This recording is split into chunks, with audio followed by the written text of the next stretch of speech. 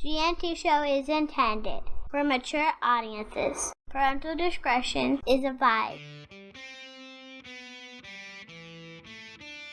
These are the voyages of the GNT show.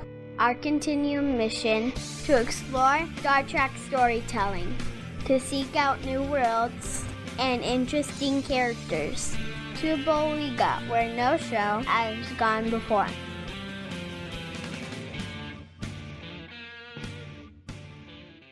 Live long and prosper, bitches.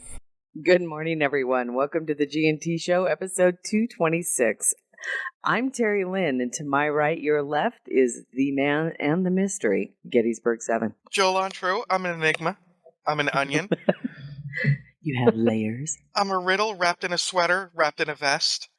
There she is to my left, No your pants. right, wearing her Oscar gown. It's Terry Lynn. Good morning. There he is to my right, your left, wearing Spanx. It's Ceridium. Kapla!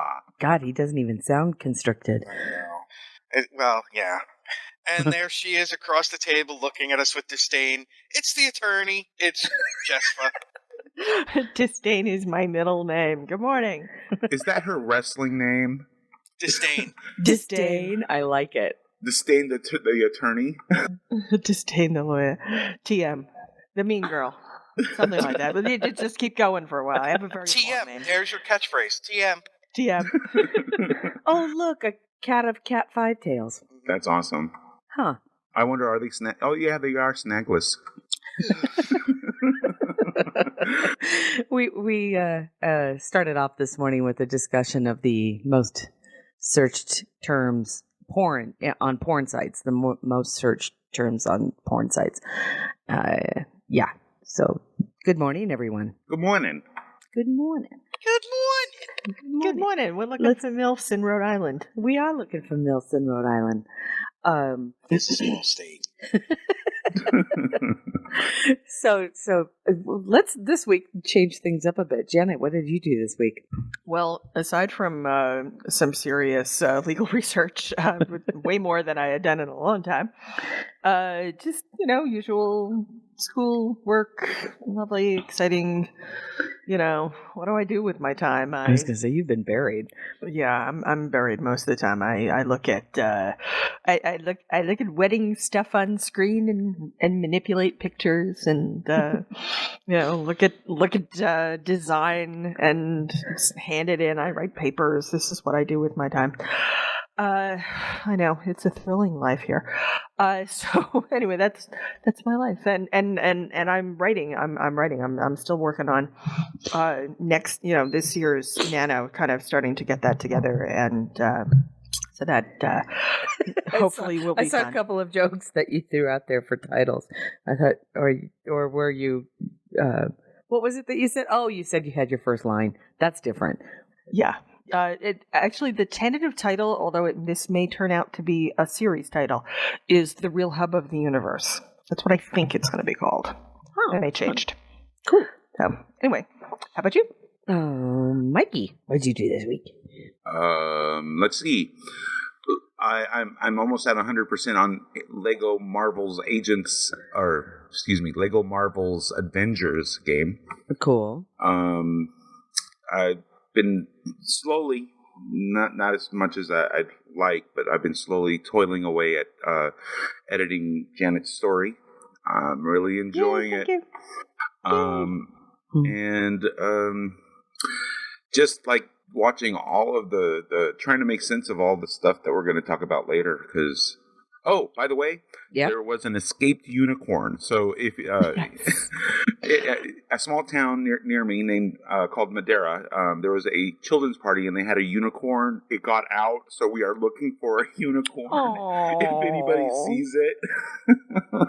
Oh, the poor little thing. It's hiding behind a rainbow. Oh, I hope it's okay. I was just amazed that there was an escaped unicorn. It made the news. That's Well, let's face it. I mean, it is. Wow. Small towns. Yeah, small town. Oh, I do hope they find it, though. Poor little thing's probably scared out of its mind. I mean, the poor thing. I mean, it's probably pissed off. Someone strapped a freaking horn to a pony's head. I know. I hope it's going to be okay. Me too. Oh, Nick. Yes. What did you do this week? Tried to keep my boss from having a nervous breakdown. Oh, bummer. As we prepared for a Friday afternoon briefing. Oh, man. Yeah. I'm sorry. Everything would be going swimmingly, and then all of a sudden, okay, we gotta go. No, we already dealt with. Stop, please. Oh, I'm sorry. My boss. This is what happens when your budget gets cut by 40%. Yeah. Don't get me started. I know. Don't get me started I won't. Oh, the military gets too much. I know. I ended up, I don't know. I think most of my week will be discussed in this week's news. Really. I mean, besides working and besides coming home, which actually, the week just flew by. It just flew by. I really can't believe that we're having another show, frankly, because I feel like we just had one yesterday. But there we go. So yeah, we have a lot of news to talk about this week.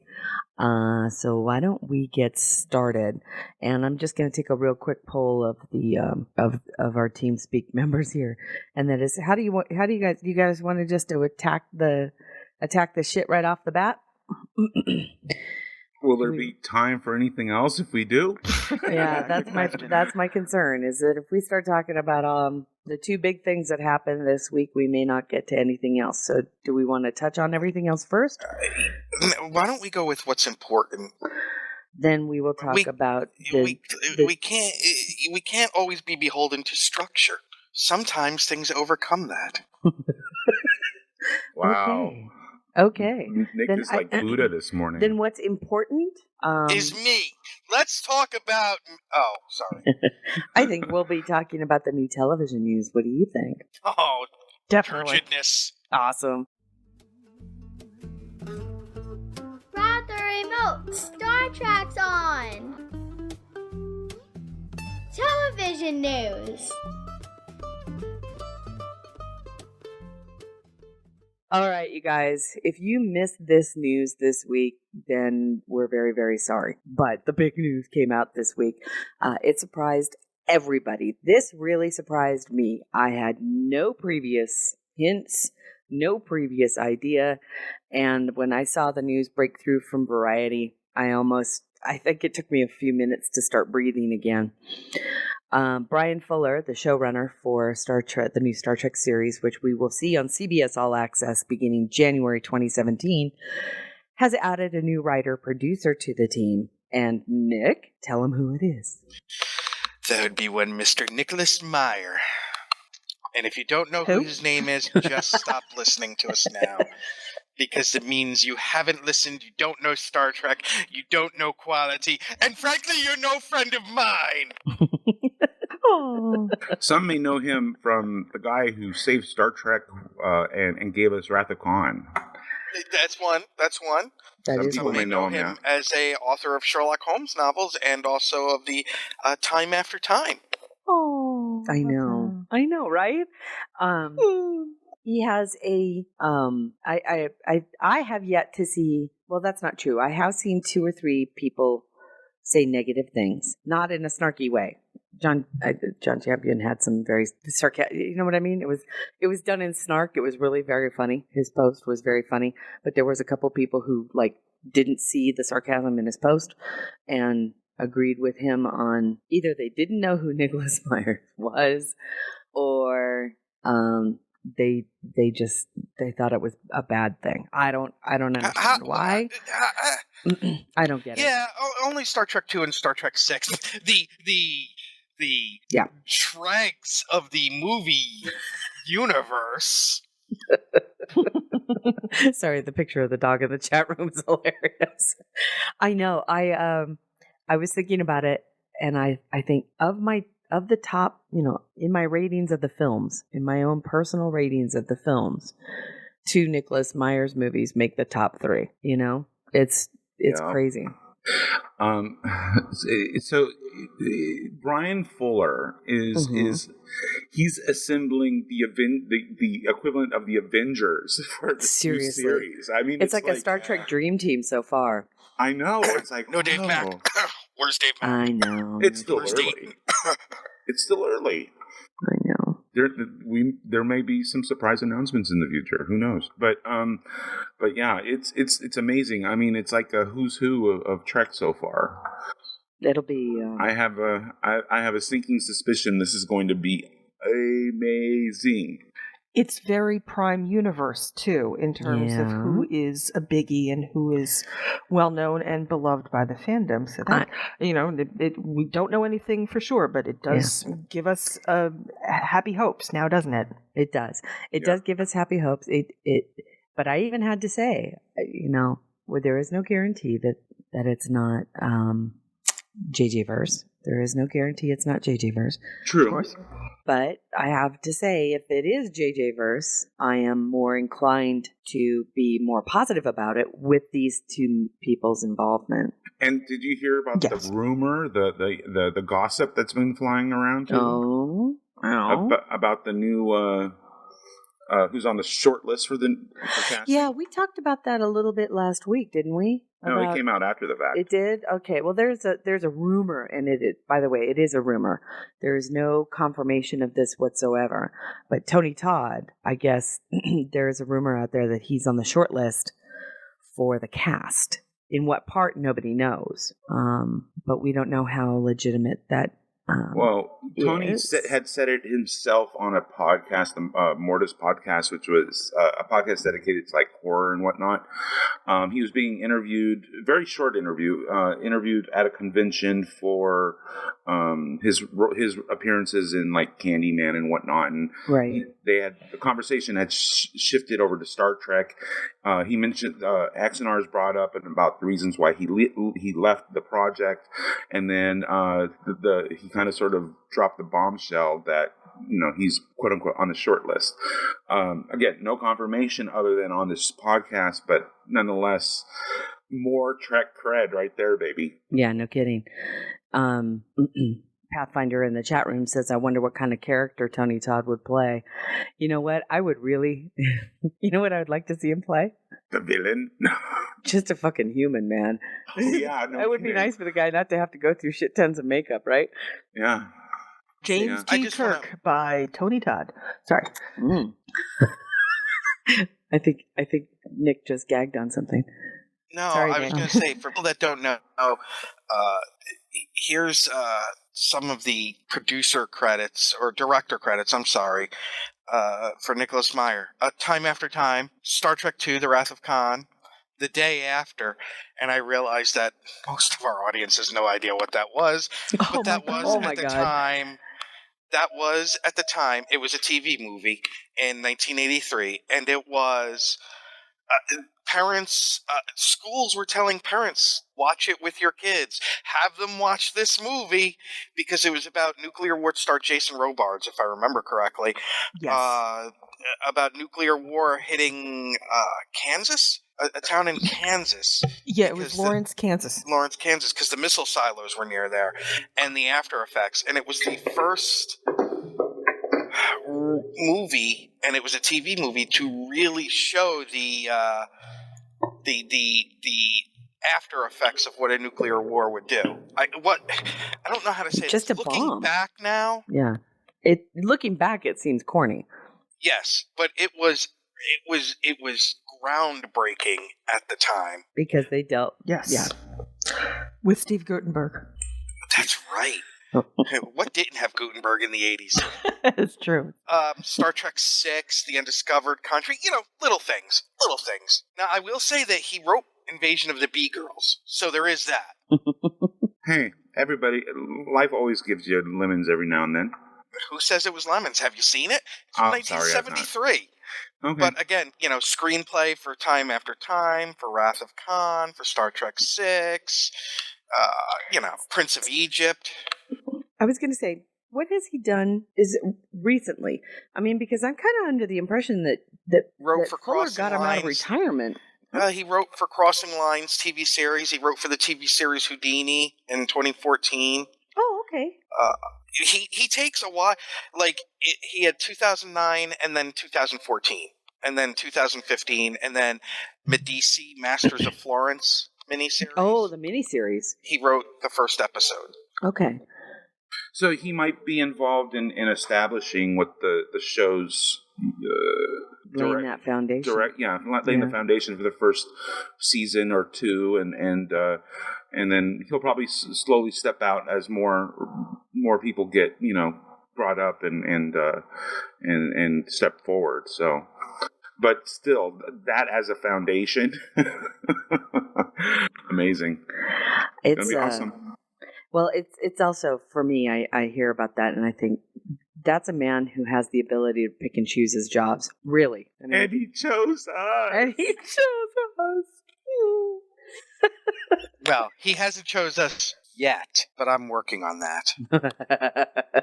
Yes, The we restraining are. order will be filed soon. No.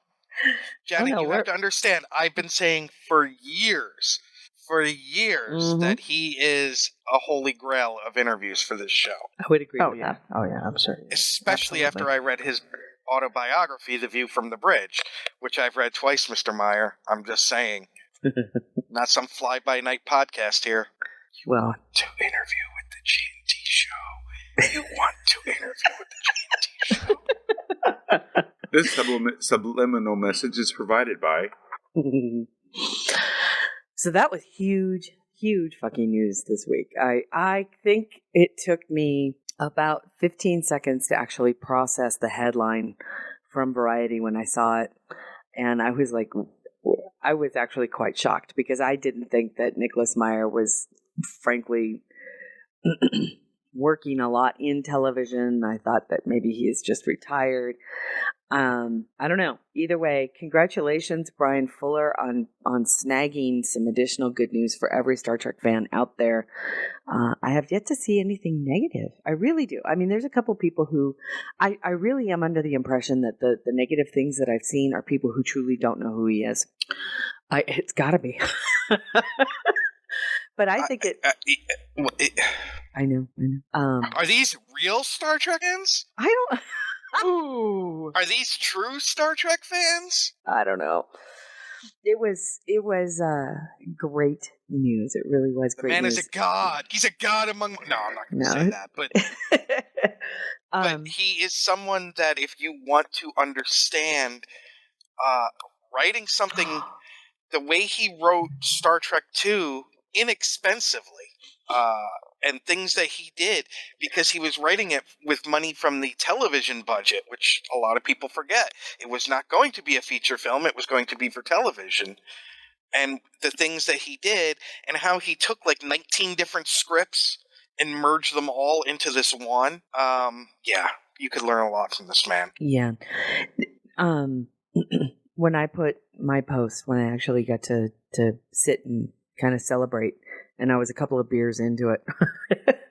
I posted on Facebook. I said, the reason why I'm so happy about Nicholas Meyer being involved with Brian Fuller as a writer and producer is because if there's anything that Nicholas Meyer has a history for, it's telling character-driven stories.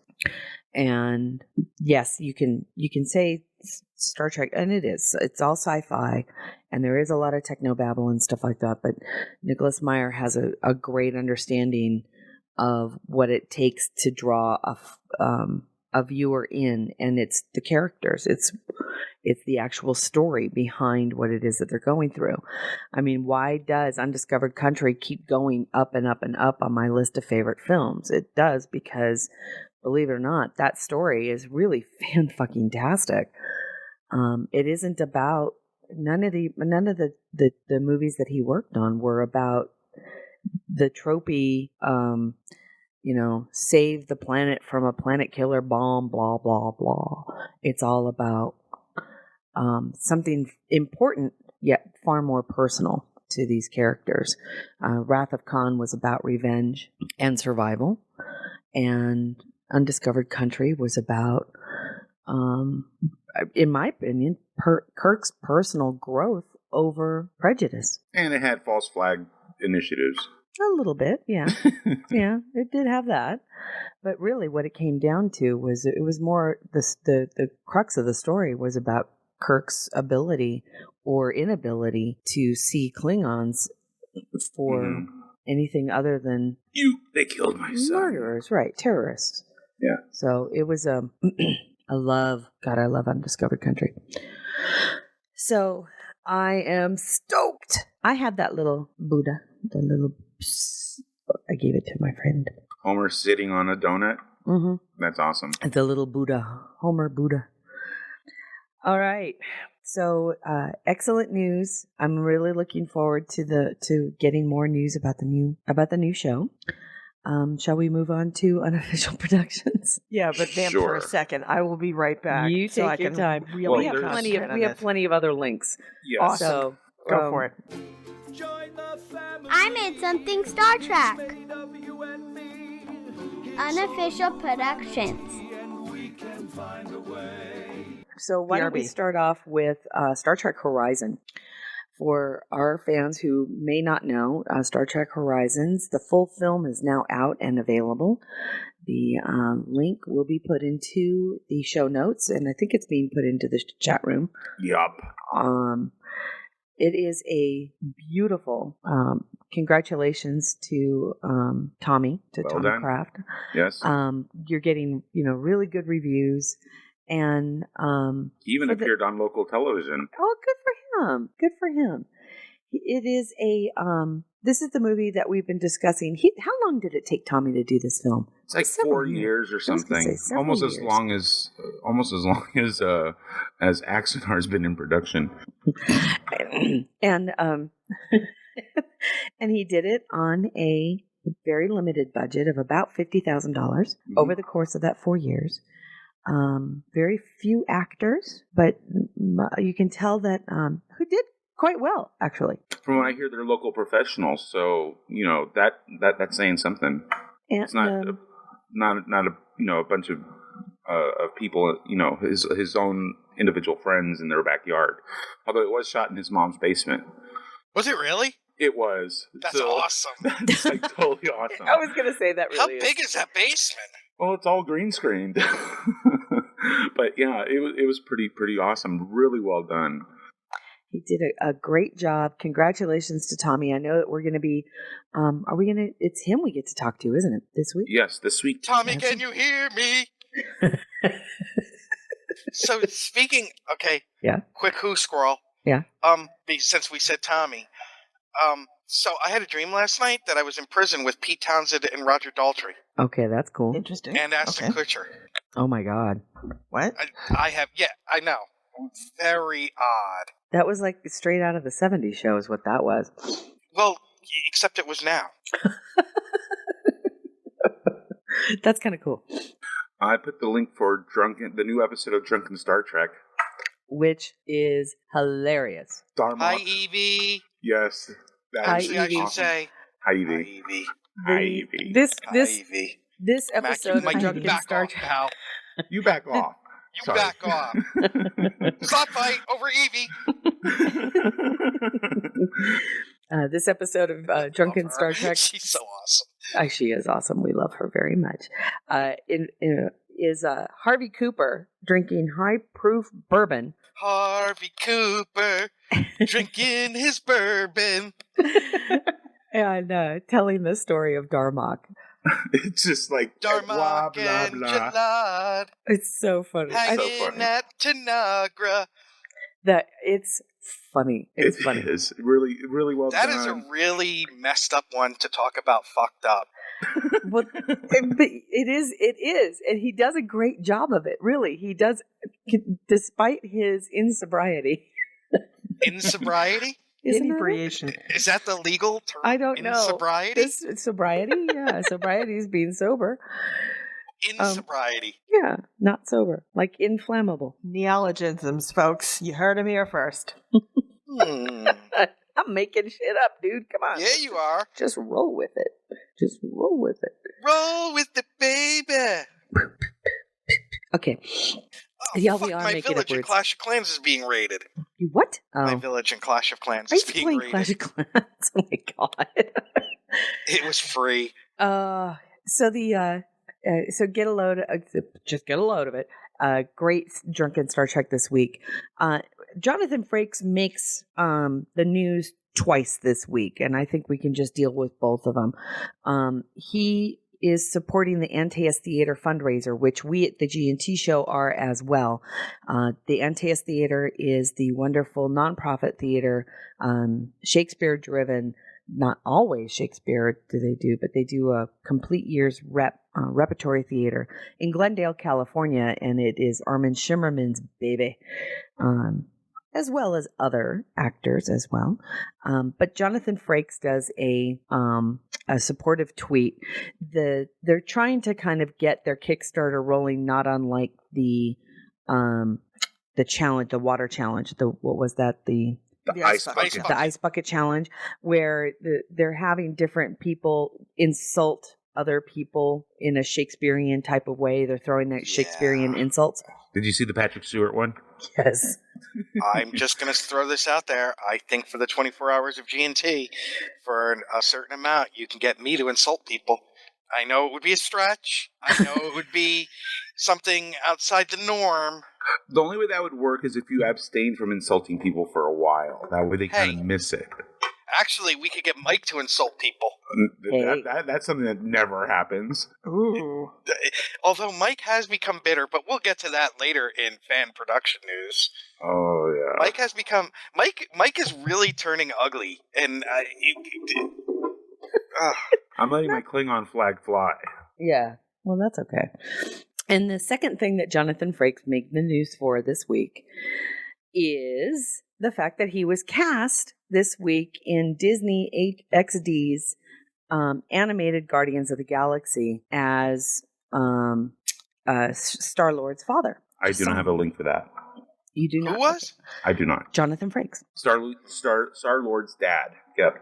And they've also cast... in the Kurt animated Russell? series.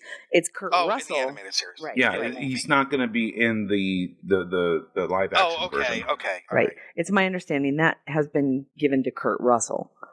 So Kurt Russell, live action, Jonathan Frakes, animated. And it's my understanding the animated and the live action may actually diverge story-wise. Yeah, they're alternate universes. So there you go. The Caltech Theater, they're putting on a Star Trek show. They're putting on a Star Trek musical. Yes. Star Trek musical There's coming to the stage. There's still a few days left in their run. It looks like they had they're planning a 6-day run, two of which has already happened. Another one will be tonight, and then Thursday, Friday, and Saturday of next week. So there's still time to check it out. Tickets are $5 for students, $9 for Caltech, JPL staff, faculty, and other students, and $18 general admission. So if you want to see Star Trek and a musical and a totally fun mashup, there you go. That's cool. That's really, really fun. And what's this, Mike? Renovating a theater to feature holographic technology. Sci-Fi Soul on the Southside Kickstarter. It What sounds the like hell? a band. It does, Sci-Fi doesn't it? Soul. Yeah. On the Southside Kickstarter. Well, basically, it's a Kickstarter that a theater in Chicago, I believe it is. Yeah, they're planning on they're trying to kind of renovate and restore this classic theater. This theater's beautiful. It's beautiful. But what they're trying to do is they're going to add holographic technology to it, so they can actually feature legendary performers such as Ray Charles, B.B. King, Nat King Cole, Stevie Wonder, Billie Holiday, Duke Ellington, Ella Fitzgerald, James Brown, Gladys Knight, and others. So, I mean, these are people. A lot of them are no longer with us. A lot of them definitely do not perform anymore. Yet you'll be able to see them in concert at this theater. Well, that's kind of a cool idea. I think just by looking at the photos, this this theater, regardless of holographic technology or not, is definitely deserving of a refurb. Yeah. By God, it's beautiful. It is. So there is a Kickstarter for it. They're trying to raise $150,000. 27 days to go. They've only reached $1,000. So they need some help. So if you can, I think it's a good cause. And, I mean, they're doing something that, if you're looking for a Star Trek angle, I mean, this is kind of like Voyager's version of the holodeck. It's not TNG's version of the holodeck because that was for a one-off, small groups of people. Voyager's, they had the entire crew in there. This is equivalent to that. Mike, are they using anybody's IP for the Kickstarter? Well, the only thing they do mention those celebrities, and those celebrities do have. Never mind, Mike. Okay. Never overthinking that. Yeah, you really were. What? We said you were overthinking that. Okay, so yeah, no IP is being used. Either way, check out the photos on this place, you guys. It is absolutely stunning. It is a beautiful old theater. When was the theater originally built? That's what they used to call a palace. Yes. A movie palace. We had one in my hometown. Gorgeous. Oh, so pretty. And the one in my hometown still had the organ. It still had the smoking rooms. Yeah. Where you would go in and it was the glass and they had the speakers and everything in there. Our movie palace had the you could smoke on the balcony. Yeah. That's not all you could do on the balcony. Had the velvet. It seriously had the velvet ropes and everything. Oh, it was so beautiful. But did it have the velvet fog? Never did. Mel Torme never performed there. I saw him at the Pantages. Of course you did. I loved him. Why wouldn't you? My mother was kind of, tight with some jazz performance. Smiling. Thank you, ladies and gentlemen. Is it about that I'll be time? here all week. I think it is. So we need a fanfare. Da, da, da, da, da, da, da, da. The network execs slashed our special effects budget. And so thank you, Nick, for filling in. Yes. Mike's been waiting for that. Yes, I have. So for those Poison Fox is here? Yes, she is. Yeah. Good morning, Nick. I know. It's been a long time. Hi, Poison Fox. Oh my God. We missed you. So, that's my security partner. You what? She's my security partner. I know. Did you not read Dayton's books? I said I know. Okay. All right. Alrighty. Okay. All right. Axonar. Okay. All right. Axonar. I'm trying to keep Mike's blood pressure from getting... Well, too late. Too late. I know. So let's talk about Axonar. And again, we have the lovely Janet here to discuss. Let's talk about Axe, baby. He's on fire this morning. And this week, Axonar's legal team filed their responsive pleading, because you're right, Alec is not an answer. I know it's not an answer.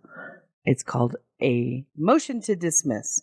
Yes. Which I said long ago, they had several different ways to do a responsive pleading in court, and a motion to dismiss was one of them. So let's talk about the response that Axonar has filed in a general way. Janet, they have made a claim or are making claims that they were confused by who owns what, and therefore, because they weren't really told as to who owns what, they don't know which copyrights they violated? Yeah, here's the deal. I just want to throw out one thing right now, is that when I was taught how to write a motion, you start with your best argument and you work your way down to your least convincing argument.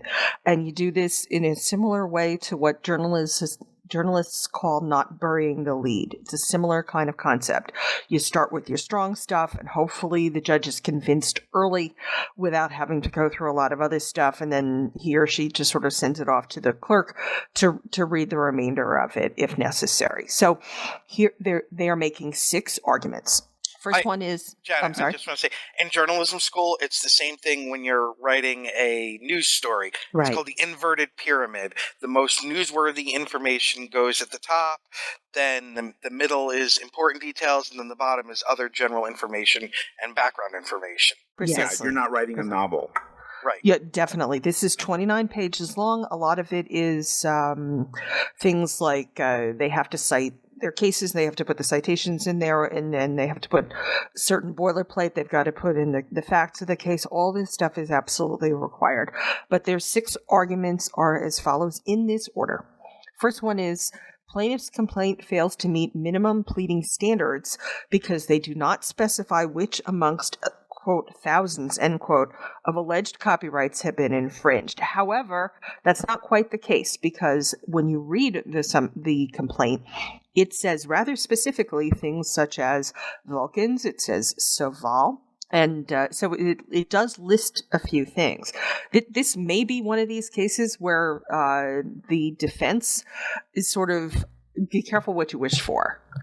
And I also want to throw this out right now. Even if the defense wins on every single piece of this, even if it's a 100% slam dunk, oh my God, you're absolutely right, we're going to give you everything, it doesn't matter because all that happens is the plaintiffs are given a chance to file an amended complaint. That's exactly right. This is only a delaying tactic. It's not a bad one, but that's all that this is. It's a good one, I think. Yeah. So first part where they want this list of whatever was violated, let me tell you, all that'll happen is they'll get the complaint back and it'll just have this nice long addendum that's going to list every goddamn thing that was violated. And they can and then leave it open-ended because there's going to be more discovery that happens. They're going to leave that open-ended. They have to. Exactly. So, and by the way, they get this stuff from the Library of Congress, which is where I've been getting it. It's real easy to find stuff on Library of Congress. You just need to Google Library of Congress copyright, and then when you get to the search page, go to the advanced search. Don't do the basic one because it'll give you too much stuff. And just type in. I'll help you out with this one. Just type in the words. You don't even need a quote in them. "Whom gods destroy," end quote. Then Janet? Point of order. Sorry. Point of order. There are people who may not understand that just because, how do I say this? No matter what, they think it's okay because they think that Star Trek is owned by the fans. Please discuss. Okay, that's the second argument. The second argument is that plaintiffs' ownership claims are implausible, end quote, and it's because they weren't told who owns what. Now, here's why this is not going to fly.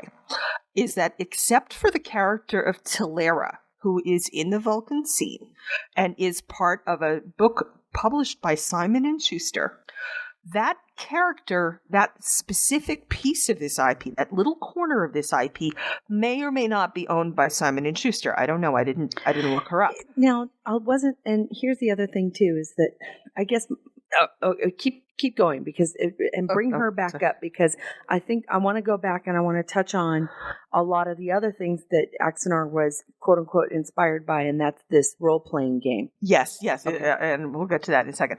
So apart from that little piece of this IP, that little nugget here, everything else is owned by either CBS or Paramount. And even if this is even through Simon & Schuster, that's a license granted by either CBS or Paramount. And so, Simon & Schuster is wholly owned by CBS. Yeah, in case anybody didn't know that. So all of this stuff, that the people who own all of this stuff are already involved in this case. It kind of doesn't matter who said what, who owns what. And if they're going to be claiming a waiver argument, they really can't because nobody ever told them that they could do this and nobody ever waived it because waiver is not a defense here. Waiver is a defense for trademark. This is not a trademark case. It's a copyright. Janet, yes, is an important thing here because if you're lurking or if you're somebody that's listening on the tape and it's your first time, Janet is a lawyer, not just by training, but she also practiced law and was a member of the bar. Yes, still is. Okay. I'm a member of the New York. Yeah, just to throw this out there for those who don't know, I'm a member of the New York State Bar. I have been so since December 10th, 1986. I am retired from practice of law. I didn't like it. That's why I stopped. I'm not a terribly adversarial person, actually. Really? You're Jewish? Yeah, and I am considered. Oh, retired. you're gonna get emails. I know. I'm gonna get more emails that I'm an anti-Semite. Janet, could you please, God, seriously, we just need to take a quick aside. Could you two both just, for the record, I've been getting email. They don't understand the relationship with Janet or with Terry about me being an anti-Semite and a misogynist. I love Nick. I truly do. I think he's very funny. He's a lot of fun. And I don't take any of that stuff seriously. Janet knows where I grew up and who I grew up with. And if you know people from Long Island, making fun of Jews with Jews it's a currency. Yeah, pretty much. And as far as the misogynist thing on the side, that's part of the reason why I love Nick so much is because I know when I look in his eyes, he doesn't mean it. No, I love women. In fact, I may love women too much. Too much. but that's another story. Okay, so back to what Janet was saying. All right. So. Yes, you were saying permission. Well, permission plus in ownership. writing, correct? Just saying, go ahead, or lack of permission is not permission. Yeah, exactly. There's no leave that was given here. Nobody said, "Yeah, sure, go ahead, do this." And in fact, they even said rather publicly that there is no permission to do this. So, but going back again to the ownership claim, it doesn't matter because if all of the owners of this IP are parties to this suit, then who the hell cares? But hey, if you want the plaintiffs to provide transfer information, all the documentation that says that they own this IP, let me tell you, you better believe that they have all this stuff. You know why they have this? It has nothing to do with this case, by the way. It has to do with Sarbanes-Oxley. Thank you. You're welcome. They have to have all of this stuff because Sarbanes-Oxley basically requires that you responsibly manage businesses. So this stuff isn't just hidden in somebody's drawer with a bunch of coffee rings on it where you can't quite see the print. This is in several places. There's lots of this stuff. It's out there. Number 3, plaintiff's claims are improperly based upon allegations made on, quote, information and belief, end quote. This is another really easy thing to remedy, and you know how they're going to remedy this one? And this is another case of be real careful what you wish for. I swear to God. Okay. Yeah.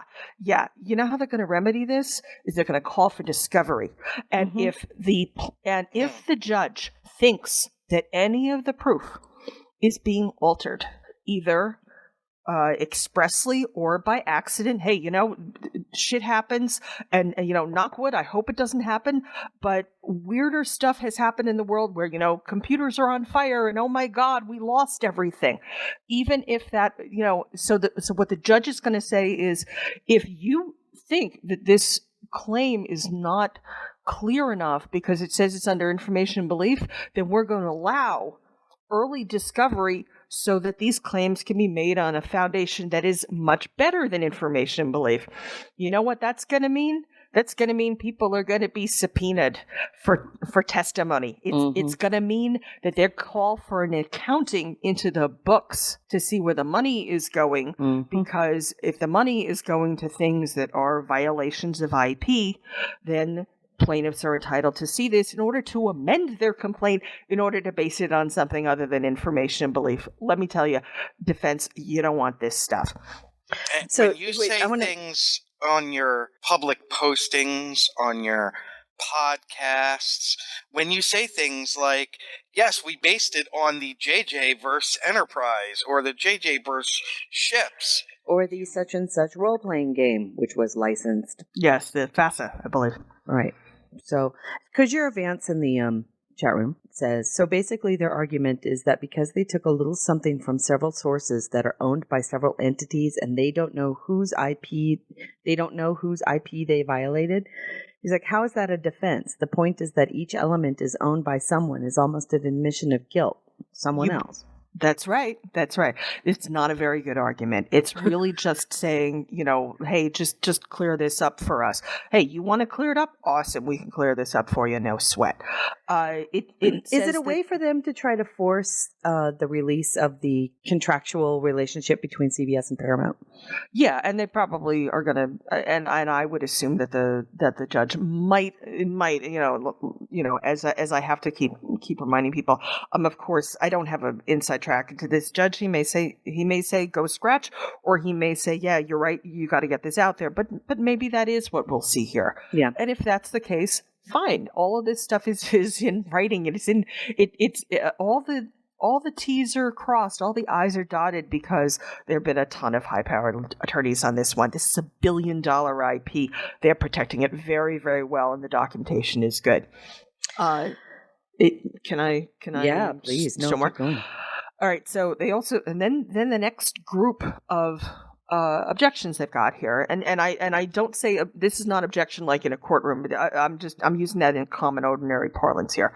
So their arguments here are, they say the plaintiff's claims should be dismissed because they are premature. Number one, they say plaintiff's claims are based on the potential fan film are, quote, unripe. This is what end pissed quote. me off. Okay, go ahead. All right. I love this one. Okay. It says that just because we haven't finished the film means that you can't figure out whether there's a violation. Okay, fine. You want to play that way? Awesome. Let's do that. It doesn't matter. It doesn't matter. And here's why it doesn't matter. Because even though the film specifically isn't done, nobody clapped the big clapper and said, cut, it's a print, we're done. Nobody put the end on the end of this. But this is a work of fiction. Works of fiction, as we are all well aware, as Mike has been doing for me, God love him, thank you so much, they are subject to editing. They are things that change. And in fact, broadcast fiction, plays and whatnot, unless it's a classic, lines are cut and changed even up to the moment before they go on stage, because they see, oh my God, this isn't working, or it's too slow, or oh God, this thing drags in the middle, and people are looking at their watches, or they realize that there's an effect here that they can't afford, or they want somebody and they can't get them and the schedule doesn't work. All that stuff happens, but it doesn't stop the script from being complete. Correct. Furthermore, there are ancillary items that are related to this production, to any production, okay? And we know that they exist because we've seen them in the Vulcan scene. Let me tell you what they are. And feel free if you want to number along while you're following along, folks. Number 1, Vulcaneers. Number 2, the background, all those lovely special effects. Number 3, the clothes they wear. Number 4, the other makeup. Number 5, what do we got? Mentioning Vulcans. That's 5 just based on the Vulcan scene itself. And I didn't even talk about Prelude. And I didn't even talk about the fact that Saval himself is named Saval, a canon character, being reprised by the exact same person who played him.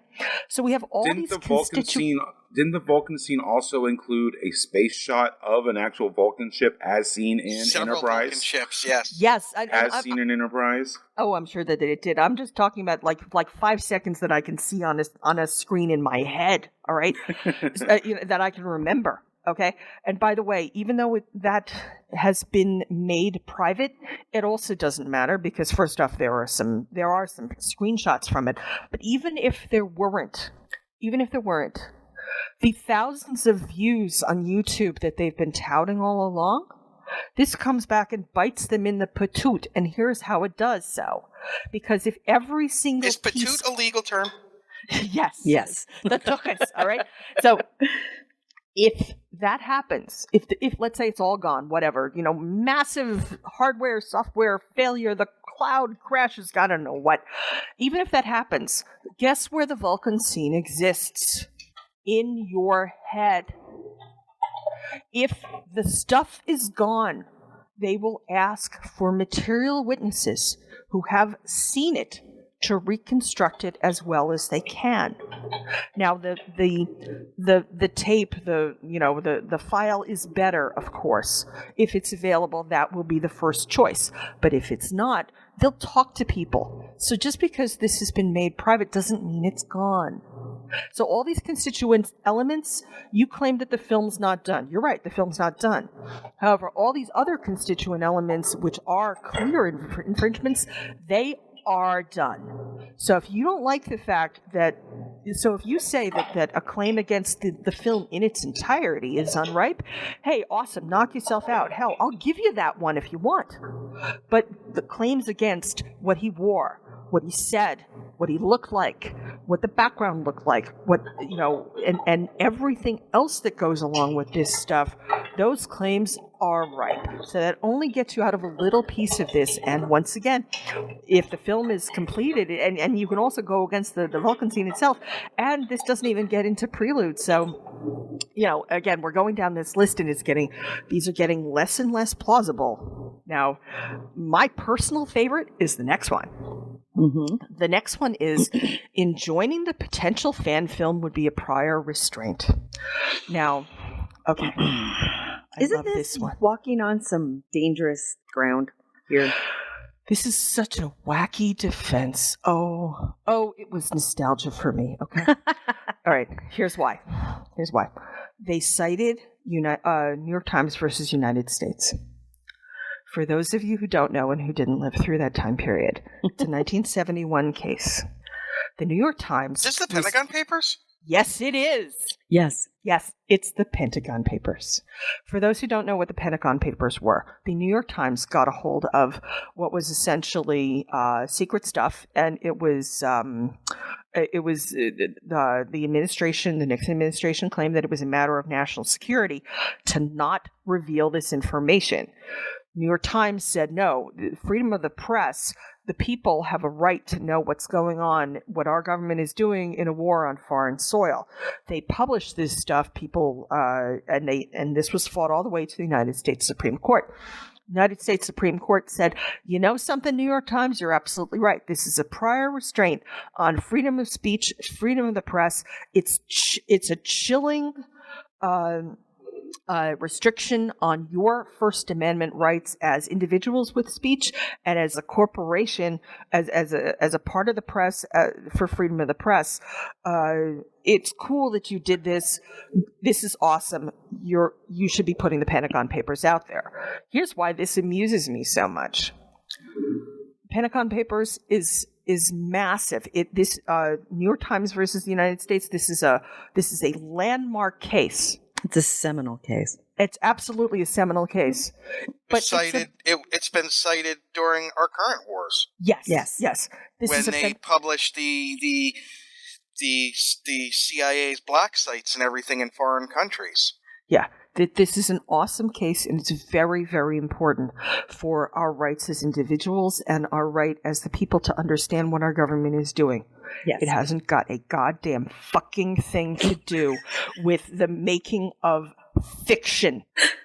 Allow me to repeat that in English for the cheap seats. I love her. If she wasn't married, I would still not ask her out because she scares me. But okay. The making of fiction is not a right guaranteed in the United States Constitution. Your freedom of speech, yes, it's important. But the creating of fiction is the making of art, and it's a bit different. Nobody's saying that you can't talk, but there are restrictions on the freedom of speech. There are quite a few. If you've ever heard the term "don't yell fire" in a crowded theater, it's one of those many restrictions that we have on freedom of speech. The making of fiction, or rather, the making of infringing fiction, is not a right anywhere, not by any stretch of the imagination.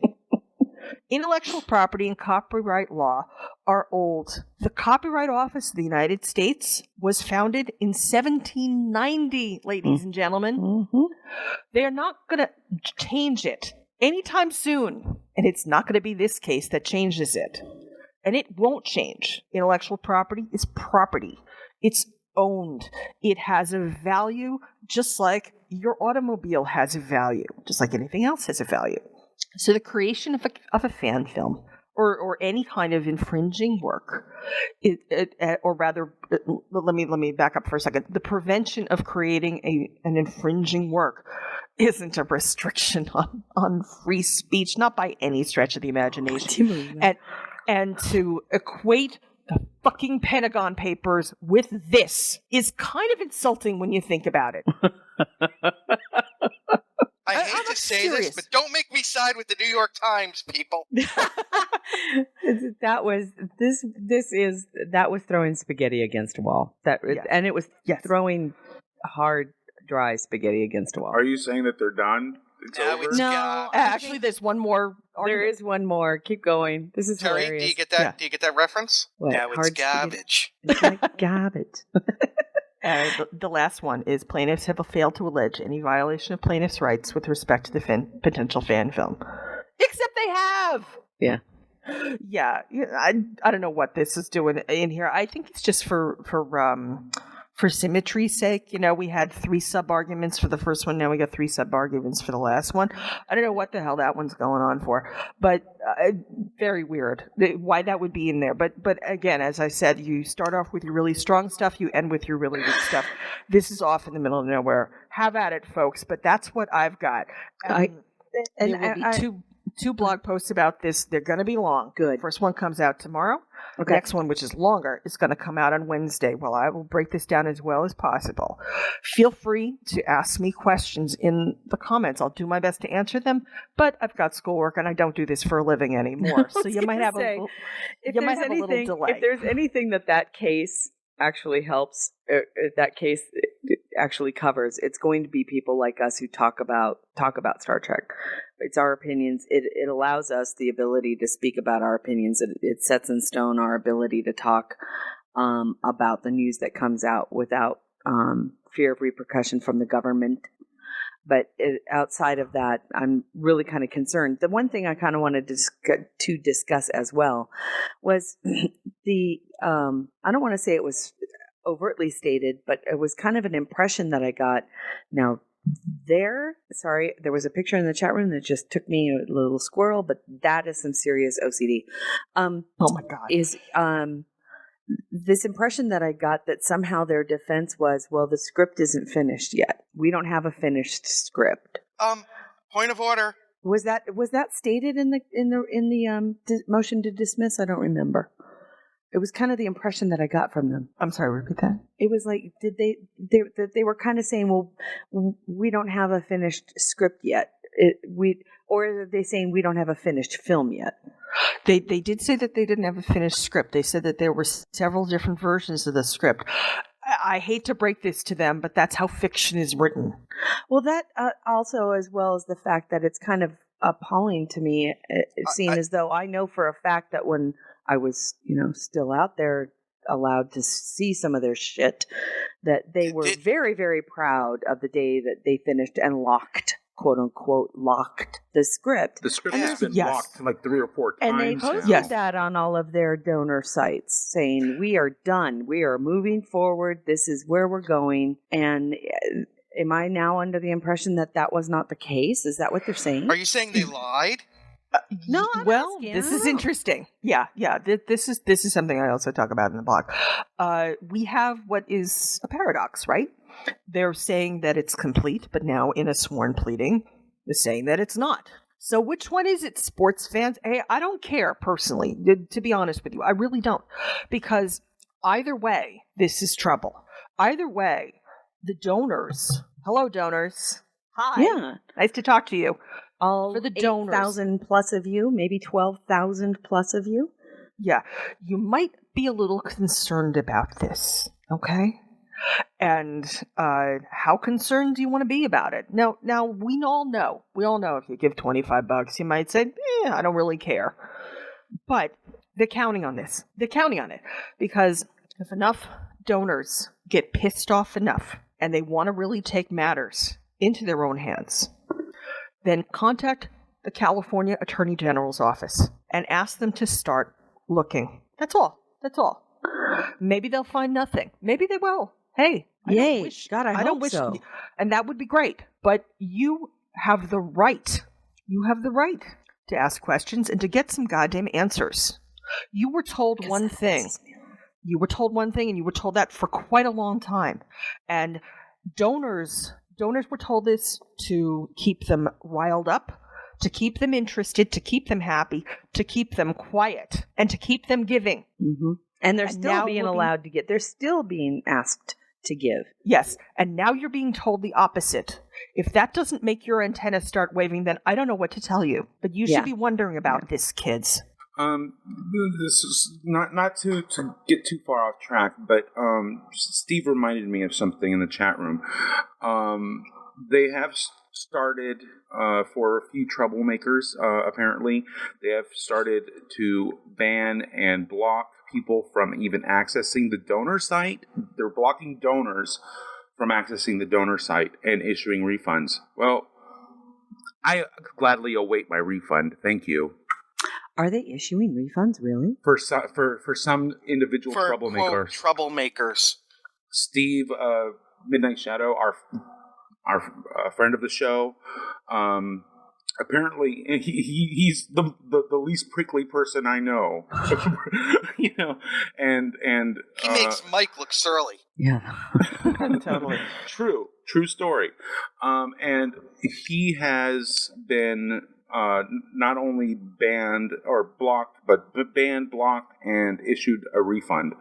Well, congratulations, Steve. That's great news. Actually, no, that's really good news. That means if a donor wants their money back, they're giving it back. So right here, right now, that's wonderful. I expect my refund. Thank you. That's quite interesting, and I'm actually I'm kind of glad to hear that, because that means that the donors are being listened to, and if they don't like what they're hearing, no. What? The donors that don't So any donor who decides that they have decided that Axanar says. Okay, so any donor that says I want my money back. No. Why not? No. They determine. Oh, so you have to do something what? Like what? You have to say, hey, I have a question. Can you have an independent audit? Oh, here, you're a drama queen, and we don't want you. Take your money back. I don't even think Steve's questions were that hostile until after he was banned and blocked, and then after that he was asking more in-depth questions, and for that they completely removed him from the donor site. And then it's very important for us right now to also discuss the fact that, remember everybody, the fact of the matter is CBS does not need to prove anything as far as money is concerned. They don't need to prove that anybody with Axanar made a single dime. They just don't. It's not a part of copyright litigation.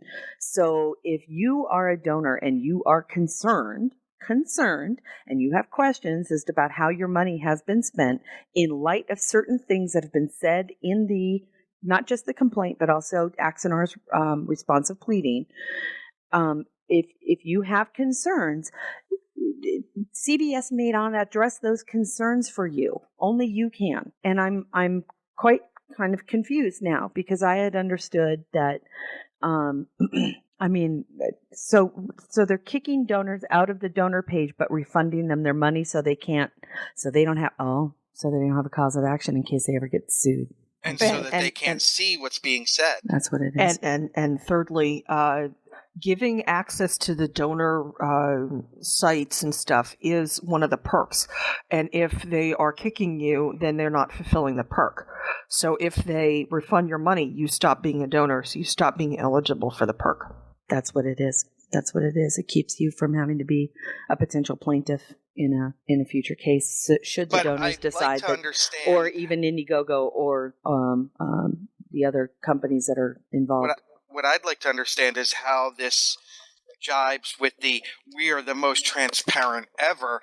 If you decide, I still haven't seen the books for more than $500,000. And if we don't like your questions, we're going to kick you out because you're asking questions, and that's just unnecessary drama. No, the unnecessary drama comes because you've been a fucking asshole to people. That's where it comes from. And trying to rewrite history.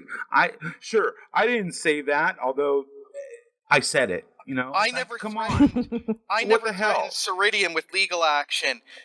Nick Except it's in writing. Nick posts the conversation that you had where you threatened it, and you say, "Oh, come on."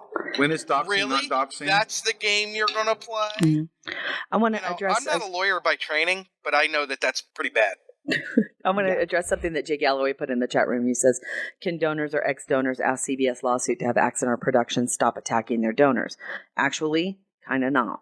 The fact is that CBS has their own, what we call cause of action. They have their own allegations against Axonar Productions, and those are copyright in violations.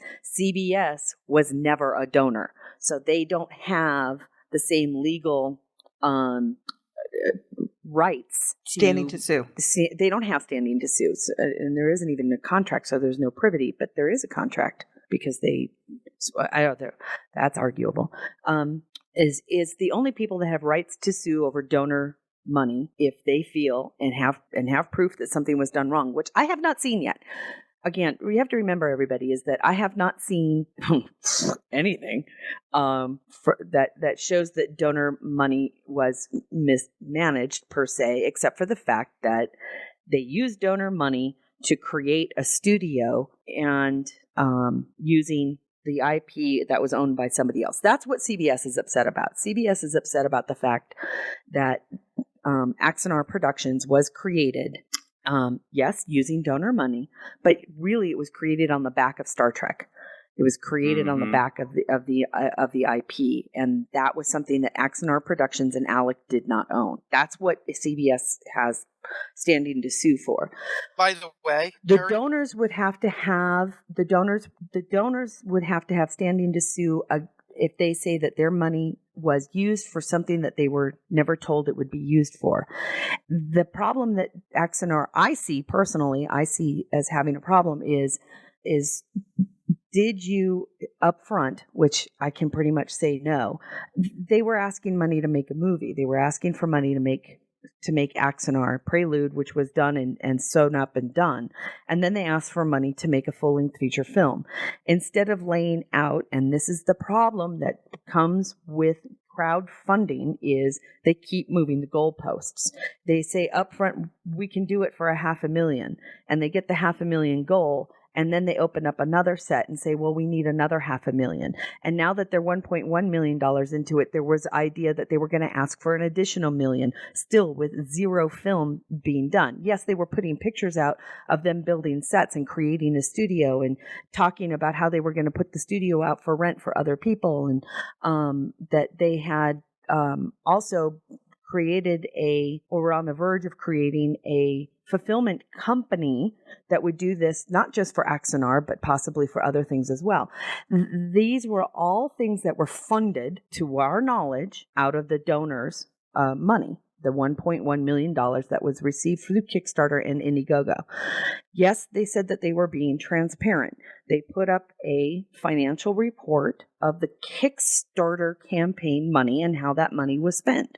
There is absolutely nothing out there that I can see that shows that the Indiegogo money was spent in the same fashion. So there's still $500,000+ that nobody knows how was spent exactly like it was. We know that they were creating patches. They were purchasing books. They were doing things to use to draw more donors in.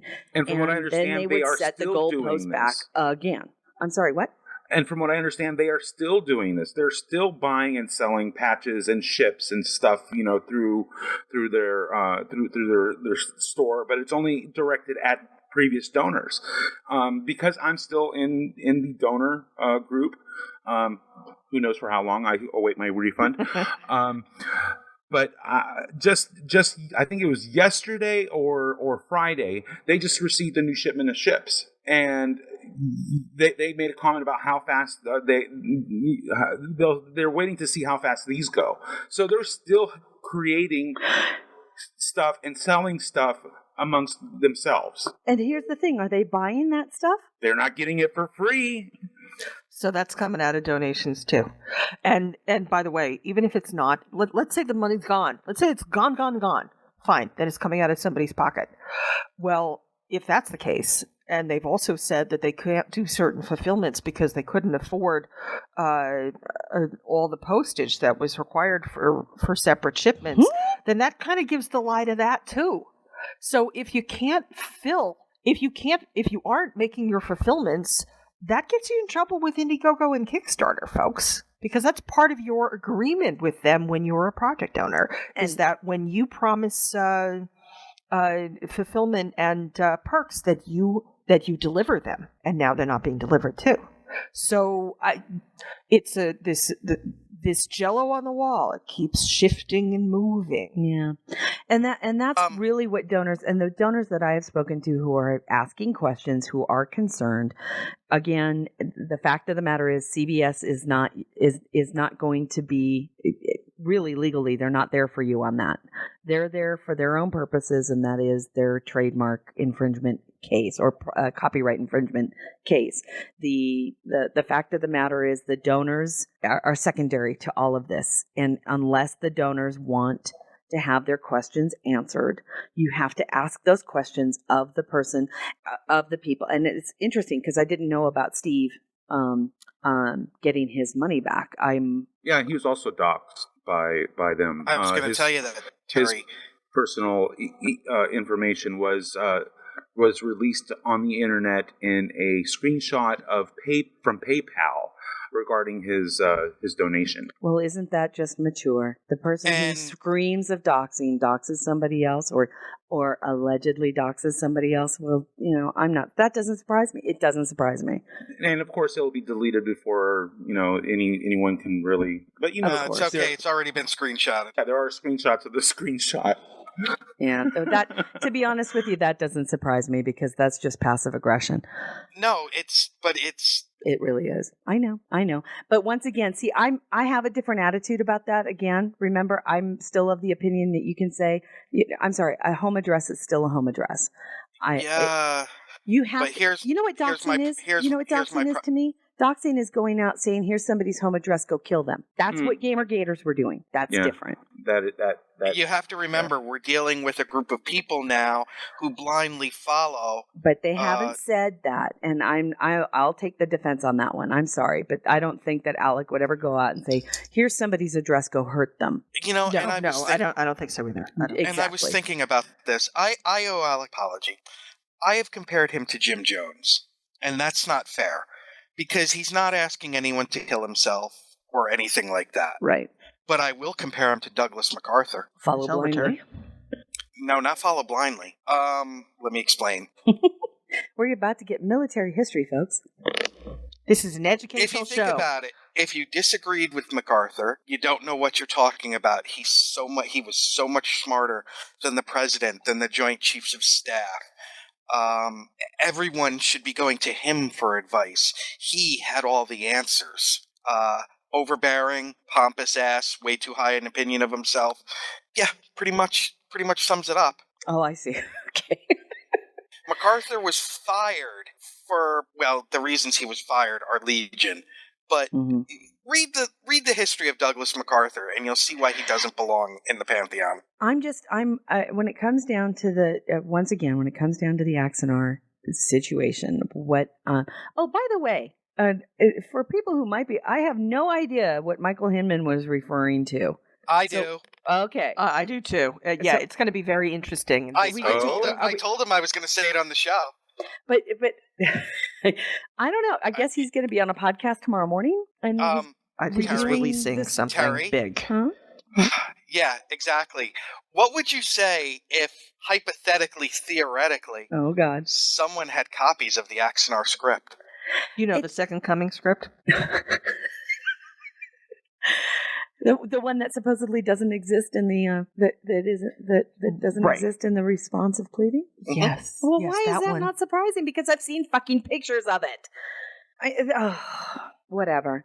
If they want to make the argument that the locked script that they were selling for donors is different, or it wasn't as locked. I'm sorry, they've walked into it.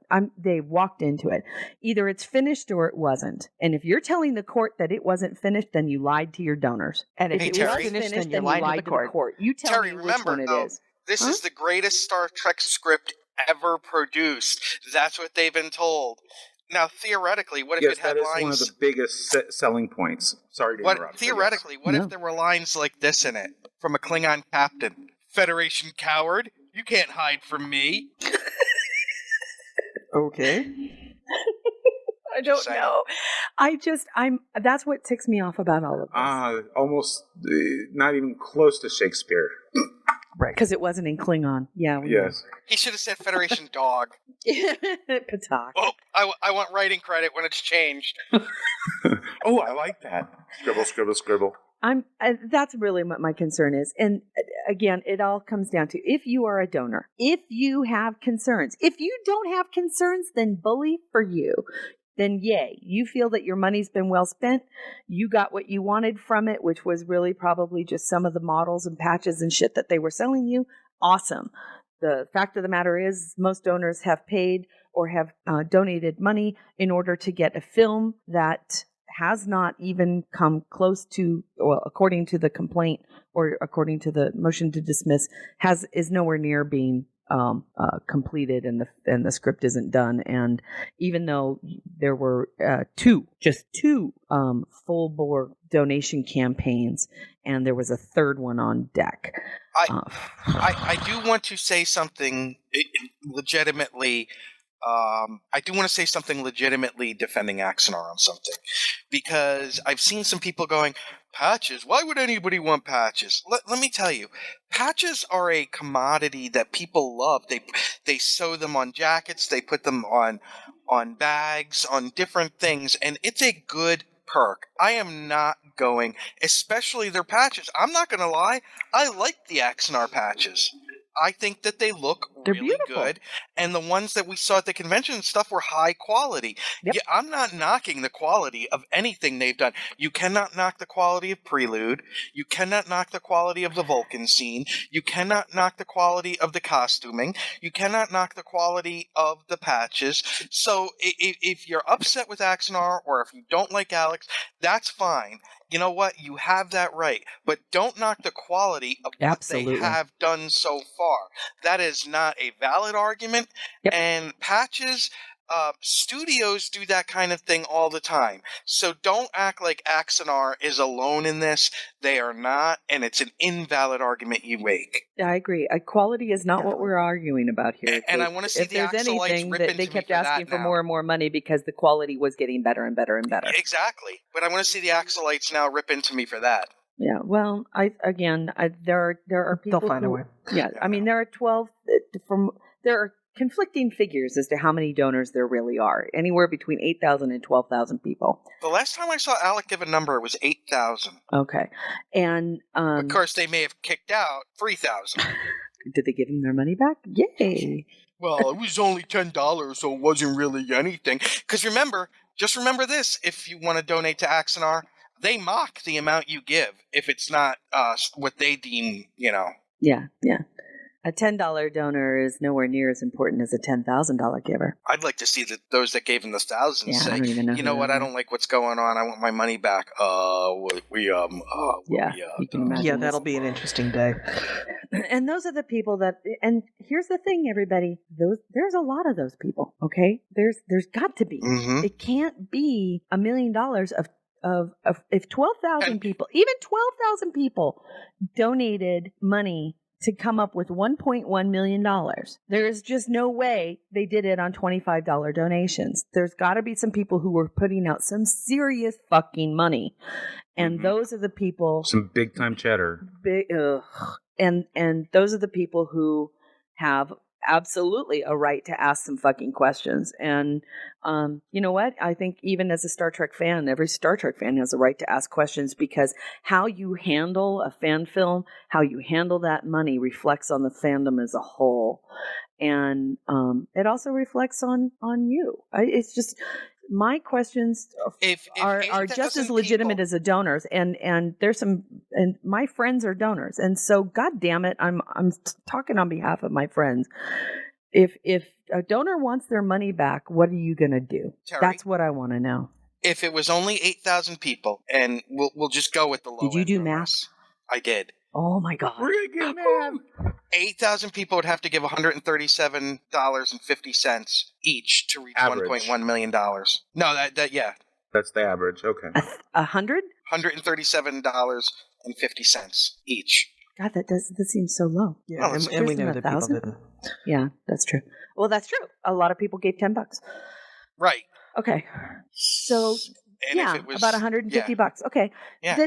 Then, yeah, but still, that's 8,000 people who gave $150, which is also probably more like, 5,000 people who gave $10 and a couple of other people who gave 10,000.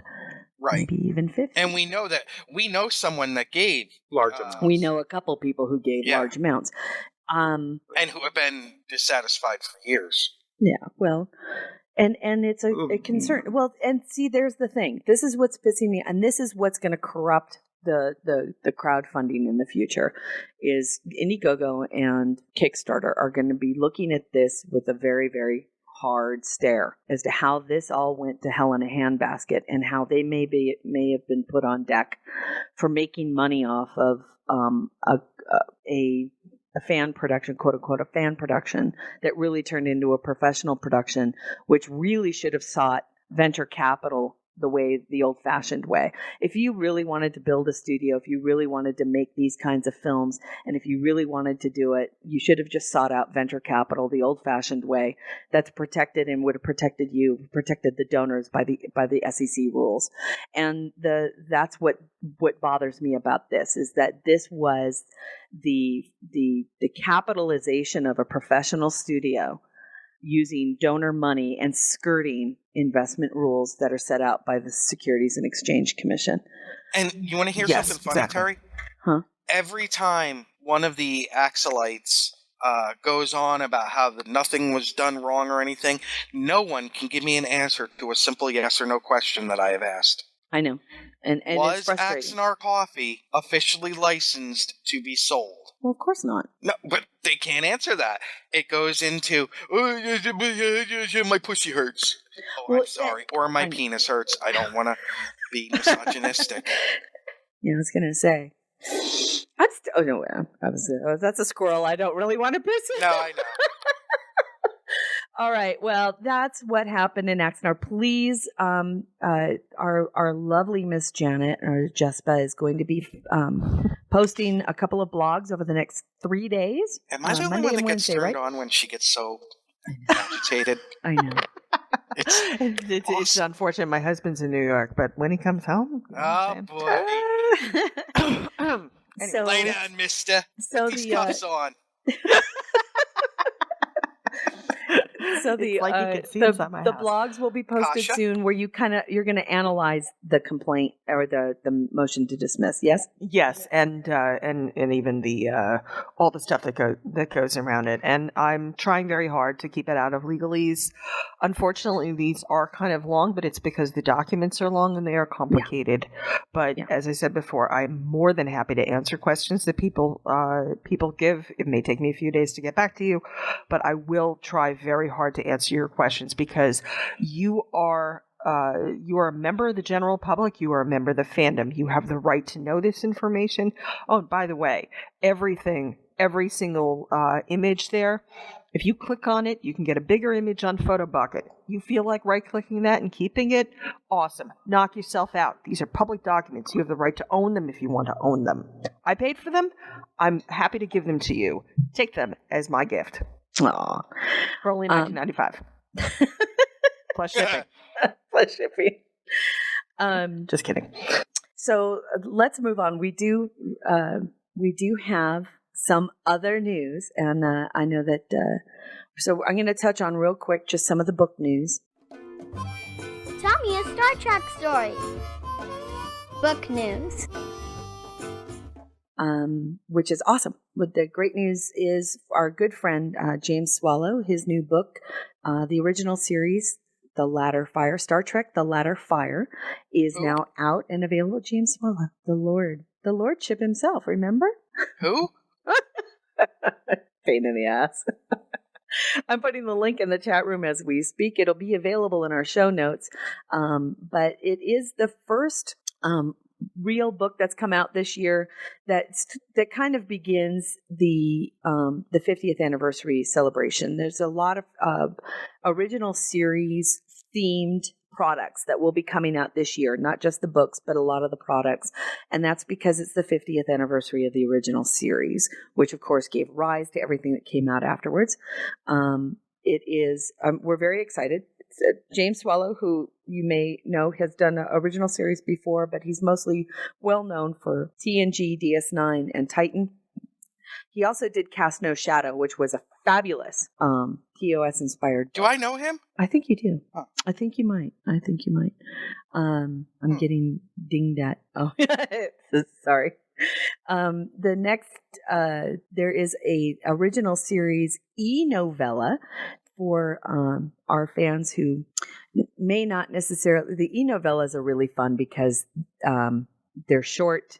You can download them real quick, and they're usually less than, I wouldn't say 40,000 words. They're usually pretty small.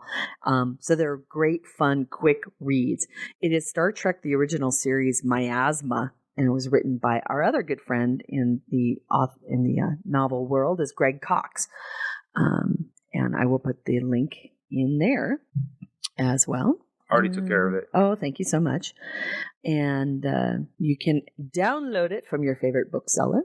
Where are we at that? And then new comic books from IDW, which are very, very cool. These are JJ Verse, for those who may not necessarily know. But these, I have to say, not all of them. Star Trek New Visions is, they're actually photo comics. They actually take screen caps from the original series and kind of retweak them and then tell new tales with them. Star Trek New Visions, the photo plays are by John Byrne, and you can download those or get them from your comic book sellers, but usually through StarTrek.com has the links on all of those. Those are really fun too. So they're doing all sorts of stuff. Fun. And we'll have fun till your daddy takes the IP away.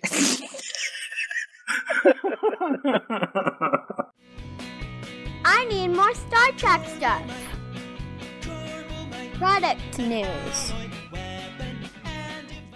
We are gonna, the product news is great too. Look at those new Anovos shirts. Those are really beautiful. They're velour.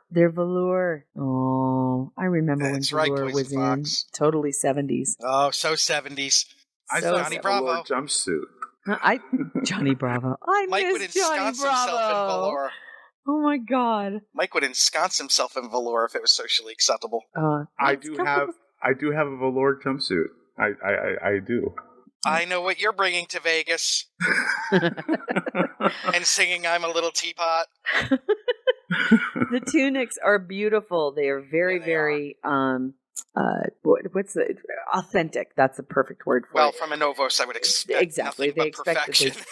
they're fucking perfect is what they are. But they're not cheap. They run $224.95. But if you do order these before March 15th, you can get one for $180. What was that? I was going to ask if you get a patch. Well, you have to choose. Never mind, Terry. Just saying. I know what that was about. I was just gonna skate right by it, dude. Let's see other product news we have. Oh my God, I pre-ordered it this week. I'm so excited. The new Star Trek Encyclopedia, as updated and expanded by our wonderful, we idolize them, Denise and Michael Okuda.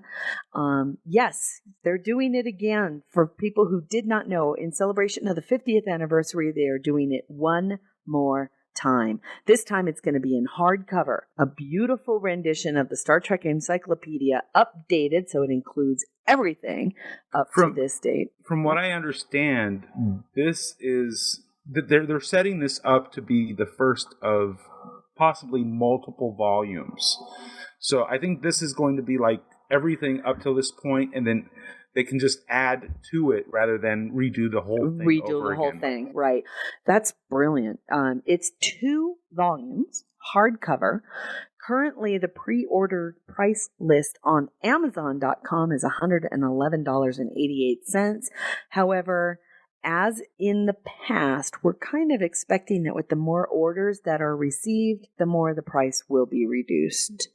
That's kind of how it works. Because these are expensive books to print, it's a lot cheaper to print a whole lot of them than it is to print a few. So the price goes down with the more that's ordered. I have to admit, I was a little when I first saw the price, the sticker shock, but I also wasn't aware that it was a 2-volume set. So we're getting 2 hardcover books, an indispensable reference, and Star Trek all in. In that case, I think it's affordable now. Seriously, it's really beautiful, and we're very excited, and I'm very excited. When I very first got back into the Star Trek fandom, and as is with many people like me who jump back into fandoms, they do so by writing writing fan fiction, and I really wanted to make sure that I could adhere to canon as much as possible. And I know that Dayton's butthole just puckered, but the first thing I did was I went out and I bought an encyclopedia, and it allowed me to not only know how they intended us to spell things, but where the reference was. And if I didn't have the encyclopedia in conjunction with Memory Alpha, I wouldn't have been as successful as I was. And I'm loving the fact that they're redoing this, and it's perfect timing. So yay, very excited, yay. And then we have, this is a Borg, the first look at WizKids Star Trek Frontiers and New Borg Cube. Again, our friends over at the Trek Collective, who, by the way, do yourself a favor, just subscribe to the Trek Collective and Trek Core, all of our good friends at all of these wonderful sites that keep us up to date on the news of Star Trek, but also the product news and book news. We wouldn't be able to gather all of this as quickly as we do if it weren't for them. And give a look. It's a game it looks like a new kind of a Borg Cube game, a Borg versus Federation and Klingon. Kind of an RPG game, kind of a. Well, I believe it's an expansion to what they've already. Oh, it's been Attack doing. Wing. Yeah, it's basically a new expansion for that. Look at that, sure is. It's a Borg expansion of the Attack Wing game. Okay, cool. And hold on, I need. I'm sorry. Go ahead, and then I have something. Okay, I just wanted to mention that this particular Borg cube is different than the previous version. Not only in that it is larger, it's huge, but it also has the port for the escape sphere that we saw in the film First Contact. First Contact, yeah. From the looks of it, this picture, it looks like the Borg sphere is actually removable, but I do not know if that is actually going to be the case or not. The fucking thing is huge. It is. It's I know, isn't it? But if you think about it, it's kind of the cube is supposed to be huge. I would rather just buy that small refrigerator that looks like the Borg cube and say, okay, this is my... Because that way I can use that at the same time I'm playing the game to have sodas in. You give sodas. Sodas? Well, I rarely drink. Oh, that's true. So I think scale-wise, it actually works because the Attack Wing ships are so damn small. So, and it's supposed to be fucking huge, right? So, yep. That's awesome. Really beautiful. Yeah, Jay Galloway, Star Trek or Attack Wing meets Catan, and this is something interesting. A Klingon for English speakers course. They're actually developing a full course that's going to allow people to learn to speak Klingon, and they're going to be giving away the first lesson for free. So, okay, I mean, people are already able to study Klingon on their own and whatnot. But this is something official or structured and. So here's the thing: I have Duolingo on my iPad. I use it. Nice. It is it is a very cool app.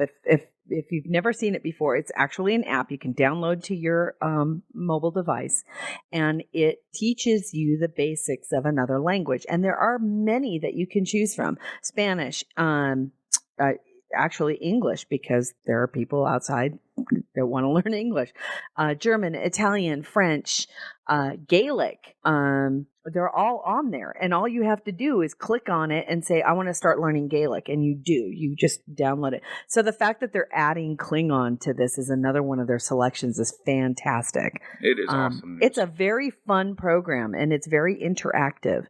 So it causes you are forced to speak it into the microphone of your device. And if it tells you if you fail, and it's really kind of cool. So I like Duolingo, and this is kind of interesting. So very, very fun. So yeah, I'll put myself on the list for that. That'll be very cool. Yeah, I saw that.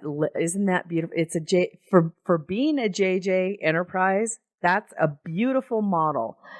Toyland, Gizmodo.com posted a picture of this amazing $7,000 replica of the JJ Prize.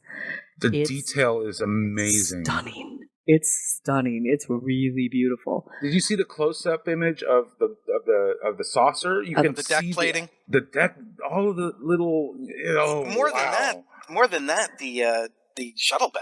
Yeah. Oh, look at that! Look at that! That's really stunning. Excellent, beautiful. Yeah, I don't know if it's who did it. Unless you're a model maker. Oh, okay. So it's a singular piece. Oh, it's quantum mechanics, which means that you can probably buy one. It's really beautiful, you guys. You have to check that out. I'm not usually one for the big old honking nacelles on the back of the JJ Prize. I think they're a little bit, it's. I love. I think it's compensating for something, if you know what I mean. But, I even love the display, the way that the stand that it comes with. It's all mirrored on the bottom, so you get to see what's underneath. Really, it's gorgeous. Wow! If QMX is at the convention again, you guys, sometimes they're there at STLV. You get to see one of these things in person. They're stunning. They're really beautiful. I see that Louis D'Onofrio put a picture or a video of the new drone, Enterprise drone, in the chat room, which we talked about last week. Okay. Convention news. Fun! Convention news.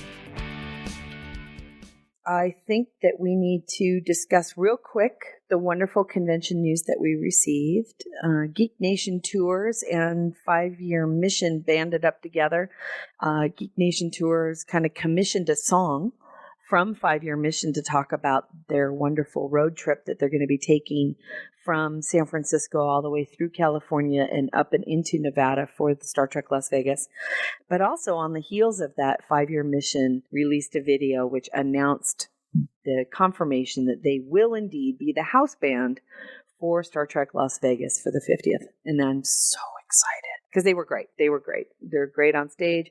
That means the house band is going to be the band that gets to sit on the stage, and they get to play the actors on and off the stage and entertain everybody throughout the entire 5 days of the convention. It's going to be huge. During their Beaming Down music video, there is a GNT show shout out. Yeah, Shameless plug. With your beautiful face. With mics? Yes, it was me. You guys were invited to submit a clip for the video, did you? No. Okay, then. I wasn't invited. We were all invited. I was? Uh-huh. You must have been busy. I don't remember it. It was months and months ago. Fark. 5-Year Mission has a 5-day mission. Yeah. Andrew, we're looking at you. Mr. I just lost a shit ton of weight and now I think I'm cool. Yeah, I know. He looks good, doesn't he? I know. Shut up. Don't make that ego even bigger. I miss that guy. But congrats to 5-Year Mission. Congrats to Geek Nation Tours and to Terrace. And we can't wait to see you in August. GNT show again will be there. We're very excited. We are in the midst of the preliminary discussions of who will be our guests. We got a double wide booth. We have a double wide. Our ass is double wide. It's gonna. We needed more space. Now, Janet, I have a question for you after the show because I don't want to put you on the spot on the show. Okay. So You know what? Let me send it to you. I was gonna say, put it in the TeamSpeak chat so you don't forget. Okay. The answer is 48. Sorry. We only have a 47. little bit of time left, so I think we need to jump and we'll discuss the 50 for 50. Yay! What's your favorite episode? GNT shows 50 for 50. Janet, I just sent you a message. I'll take a look. Please do. We have 2 wonderful episodes to discuss this Well, they week. better be if they're the 50 for 50. Fucking for 50 for 50. Voted on by you, our listeners. So you only have yourself to blame. For those who may not know, which is very possible, especially if you're listening to our show for the first time, which is also very possible. Hold the on, 50 Terry. for I'm 50 playing the Sad Hulk music as I walk away after getting Janet's answer to the question I asked. I'm sorry. Sorry. Siri. 50 for 50 is the top 50 episodes. We put out a poll last year asking all of our listeners to rate every single episode of Star Trek, of the live action series. We did not include the animated series. We just Or the wanted films. to, or the films. We just wanted to talk about the live action series. And all of our listeners were asked to rate them on like 6 different levels. If they did not see the episode, it got thrown out of the count so it wouldn't throw off the numbers. And we came up with the top 50 episodes, and my wonderful husband, Kajiro Vance, has done all of this mathy stuff. I know, he's done all this mathy stuff. So today we are talking about number 28 and number 27. We are counting from 50 to number 1. And today, number 28 is the original series, season 2, episode 6, The Doomsday Machine. I want to say this is the first time, is this the first TOS episode we've had? No, we saw it had tribbles. We did have tribbles. Yes. Okay. We did have tribbles. But talk about change of pace on dramatic level. Ba-boom. The Doomsday Machine was probably one of the first ones where I ever thought that maybe the captain of the Constellation just stole this show. Oh my God, it was so amazing. Mm-hmm. Yeah, he was. The Awesome. music in this one was unbelievable. Yes. Okay. Yes. There are those who just kind of go over the story. They find the constellation. The Enterprise is out there, finds the constellation, and it's dead in the water, pretty much, right? It was in the water? Well, that would be Star Trek Into Darkness. Proverbially, dead in space. It's dead in space. And as Alan and I were talking, it was like it gave rise to one of the more not profound, but one of the most memorable lines in Star Trek. Don't you think I know? Where the entire crew is missing, and as they start to discuss the fact that the captain, who seems to be the only survivor, we find out that the captain beamed everybody down to a planet. There is no fourth planet. Yeah, a planet that no longer exists. There is no third planet. I know that. William Wyndham really is terrific at this. And then the crossover into Captain Queeg-like obsession down to the data cards in his hand, much like the marbles in Captain Queeg's hand. You can very much draw a Kane mutiny breakdown in this. Yes. And he was a Commodore. Look at me citing literature and film. I know. Didn't this establish the bad admiral trope? I would say no for the simple fact he wasn't bad. He had gone over the edge by listening to his entire crew die. That's different from hard-headed, we're going to do it this way because I'm an ambassador / He wasn't a bureaucratic twit, that's for sure. Yeah. This was a guy who was traumatized. He, ladies and gentlemen, PTSD. Yes. Oh, yeah.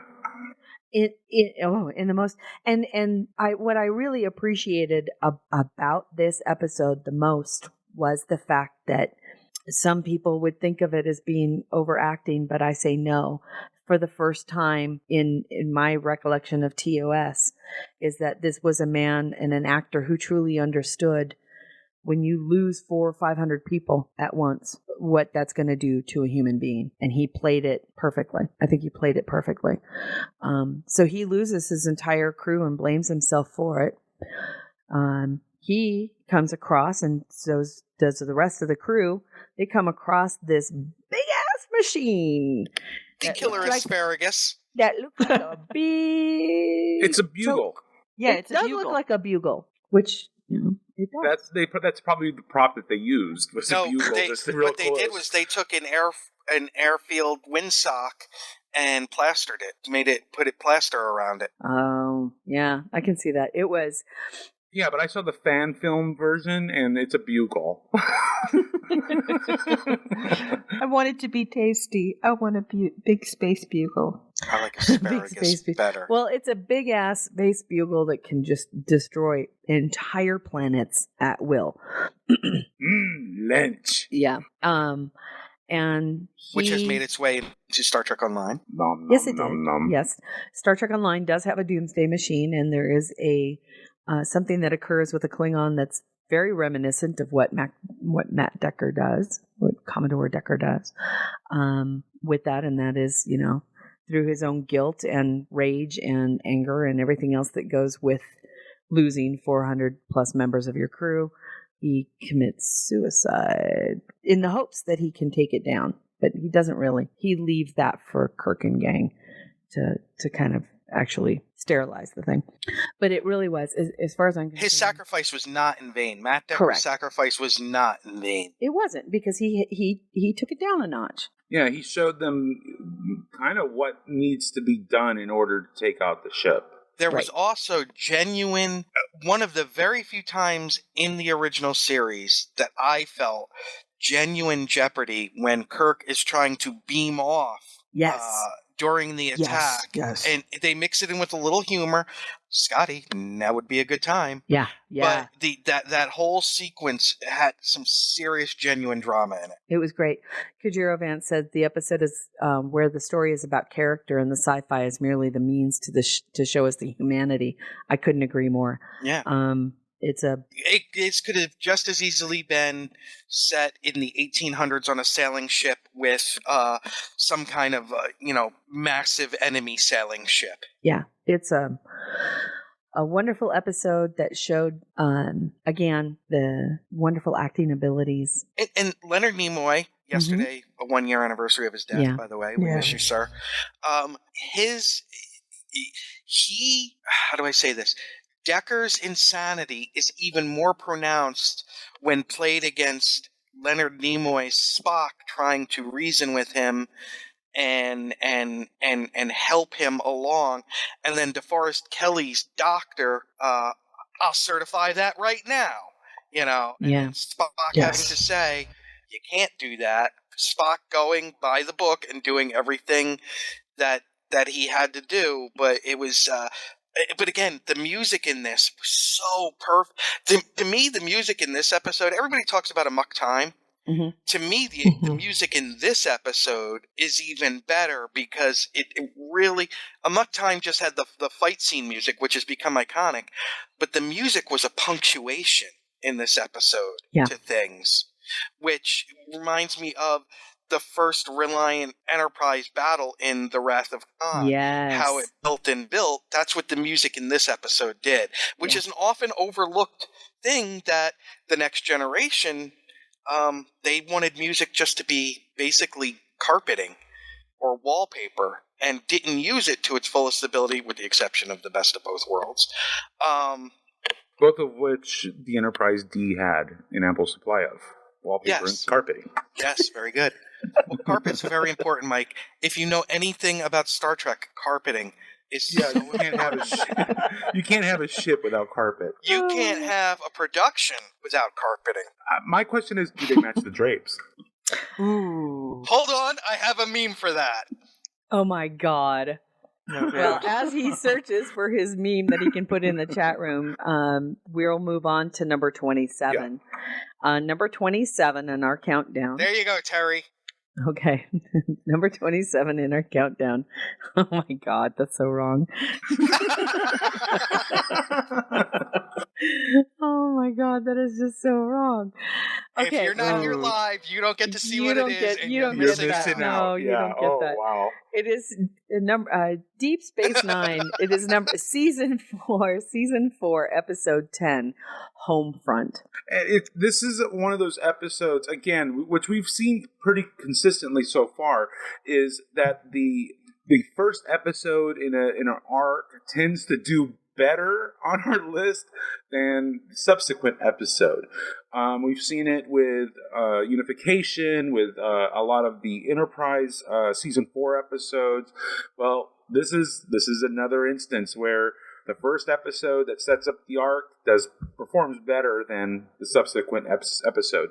Although, if I remember correctly, the follow up for this one, Paradise Lost, wasn't that far down the list. No, it wasn't. This is part 1 of a 2-part episode, Homefront, or I should say, the 2-part arc, like you said, where Sisko is recalled to San Francisco after a terrorist bombing reveals that the changelings made it all the way to Earth. And this really is what kind of starts off their kind of paranoia of how they deal with those issues of how do you determine who's a terrorist and how do you find somebody who may be walking amongst you. Once again, Deep Space Nine, incredibly prescient. Yeah, it was. Yeah. Very much so. Yep. And so, Nick, why don't you discuss... I'm getting the delivery. Thank you.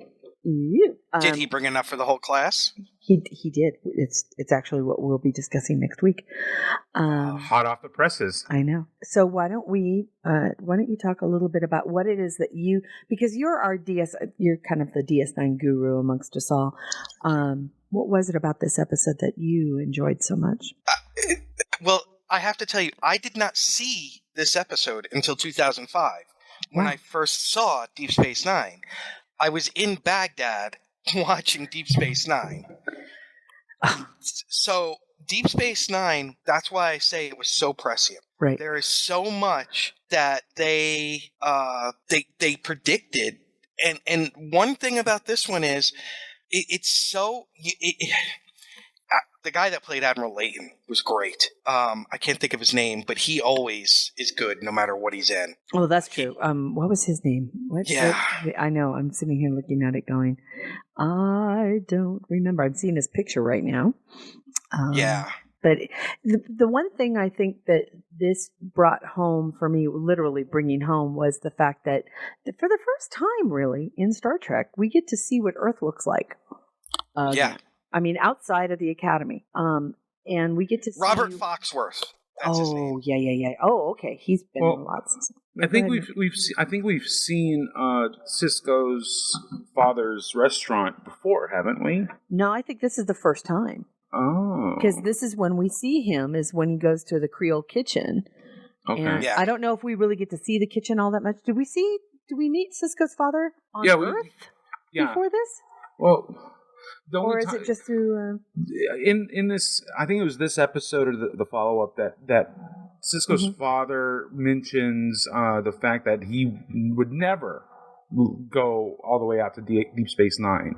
He's got too much work to do, and he can't leave the restaurant to his assistant, who who doesn't use enough spices in the jambalaya.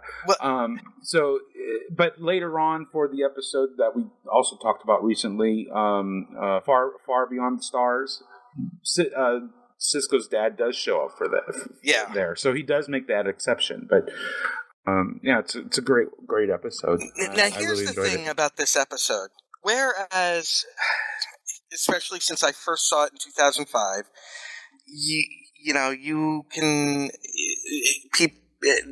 there is, among a small section of our population, there is a paranoia, and I'll say it, about Muslims. Yes. But there is an overall general concern because of 2005 was not that far removed from 2001. And then what happened in London and all those things. So, but you can still, the changelings coming to Earth, to me, is a far, the sinister aspect of them being on Earth was just chilling to me. Because they can be a dog, they can be a tree, they can be anything. And so when people say, oh, well, they overreacted. Or a seagull. Yeah. When they say that picture of Nog, I'm sorry. I love Aaron. To say that they were overreacting, I don't know. Can you overreact in a situation like that? Obviously, the show pointed them out to be overreacting, but at the same time, when you're at look war, what happens when the Dominion attacks Earth. You know what I mean? Yeah. So it's a whole. It's just bizarre to think, what would you do what would the planet do today if shapeshifters showed up and had currently in our current state of humanity and insanity, we'd go fuck nuts. Yes. Oh, it would make that old Saturday Night Live sketch with the Battle of the Bulge where, they're asking, and what's my mother's name?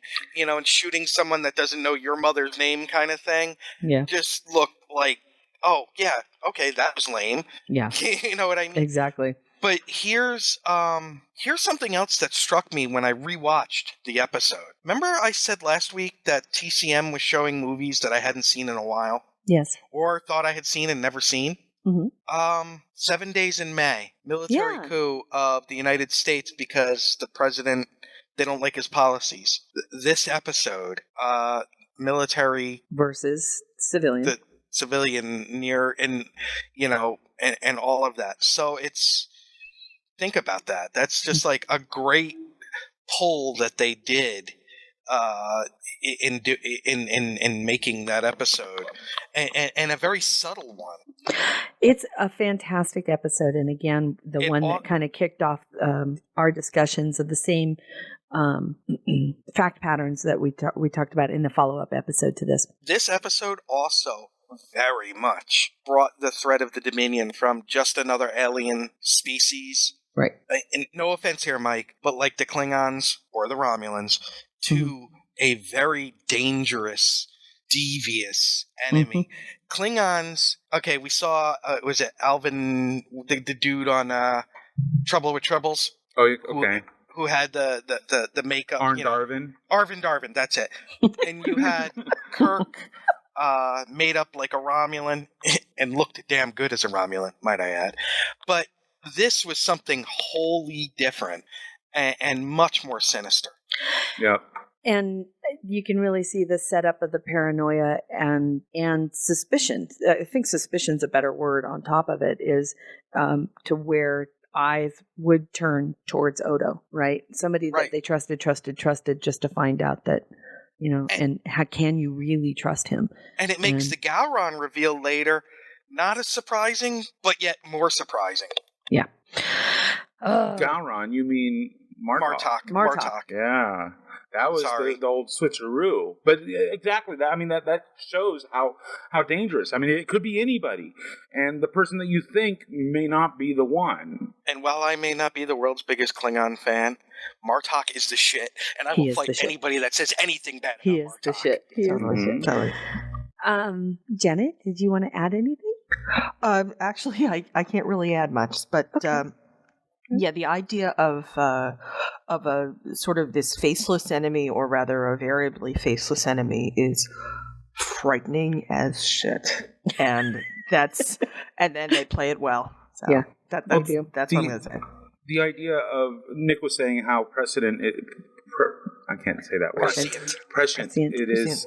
And it is. I mean, this is one of those episodes that, because we're dealing with these types of issues, it stays fresh, and it's one of those things that I think it will still have relevance a decade from now, 20 100 years from now, 1,000 years from now. Yeah, I mean, it's one of those things where I don't think its subject matter is really going to change that much. Right. It's still going to be relevant. I think Deep Space Nine, a lot of people complained, oh, well, it's set on a station. It actually was more freeing because they could go to Earth and do stories like this, and it wasn't about exploration, and I'm doing air quotes as I say that, but it allowed for a much different type of exploration. Yes. In the storytelling, in things like this. We got to see Trill, we got to see Beta Z. In religion. It allowed deep exploration of religion, culture, and faith, and culture, and politics in a way that a show of a ship going. We saw the Jordan music and entertainment, and and this is just part of that depth. And I think that's why Deep Space Nine, as the years go on, keeps climbing higher and higher in people's list of the series, because it had so much more depth in so many ways. It has done the most to flesh out the Star Trek universe than any other series, in my opinion, except for maybe Enterprise. Yeah, there's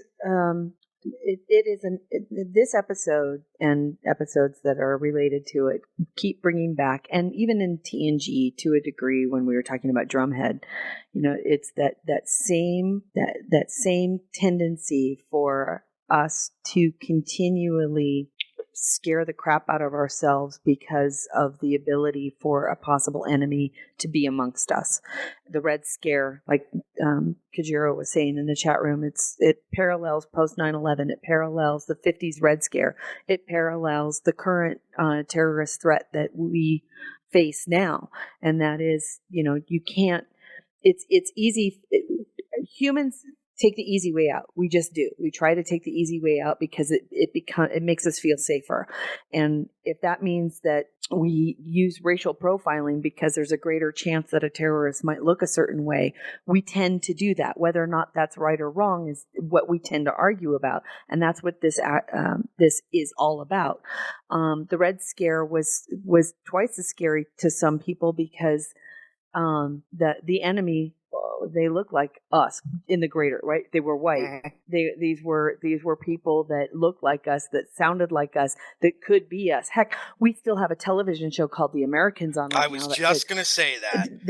That touches on this very, very, very subject. And that's what scares us the most, is that we don't have the ability to be, and I'm going to say it, we don't have the ability to use racism to our defense. And that's what scares us the most, is we don't know that the enemy is going to look like the majority of us. And now, the only thing that the Changelings didn't do, and I'm wondering if the series was, well, no, because if you're basing it off the Red Scare like that, which is a very, very apt parallel, the only thing the Changelings didn't do, they were trying to do it by force or by subterfuge, was the one thing they didn't try and do, like you said, we're talking about, is they didn't try and do it through media or right. culture.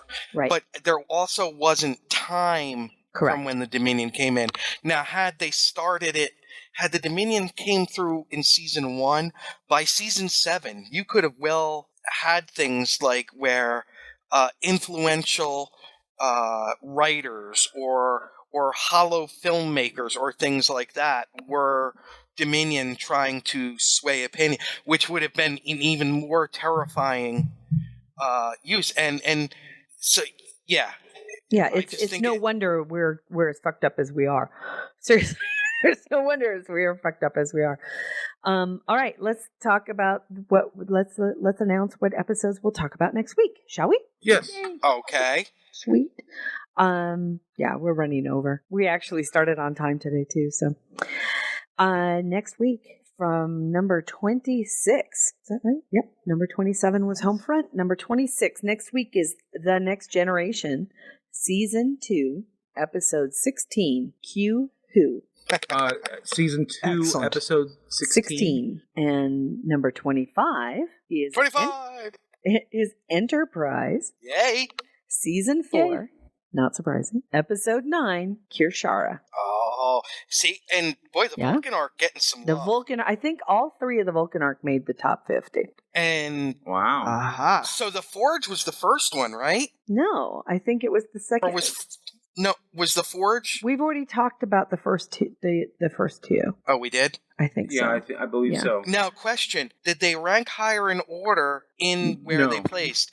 No. The first one that we discussed was the middle episode. The second episode, Yeah. then the Okay. first, Then and the now first, the third. and now the final.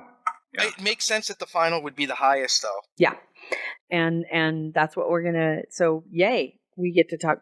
I don't know if this is Enterprise's last episode appearance or not, but we were going to have Alan come back on the show because he's got some really great trivia about the polls that have come place when Enterprise makes its final appearance, at least in the countdown. I would like to tell you, I don't know if it's made the top 50, but the lovely Janice just watched Barge of the Dead. And I think she said that is her favorite Voyager episode so far. Right on. And little trivia, only Ronald D. Moore episode of Voyager, and it's always placed very highly by people. And what an opportunity! But wait, he saw what that writers' room was doing, and how little they'd opened their minds, and said, "I'm outie." Yeah.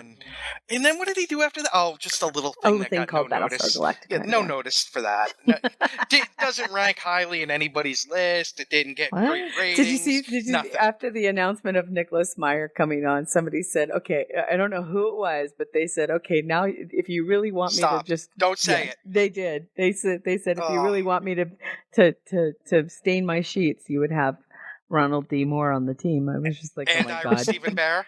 yeah, oh my god, shit, no kidding. Okay, you guys, what announcements do we have? I have something to say. Announcements.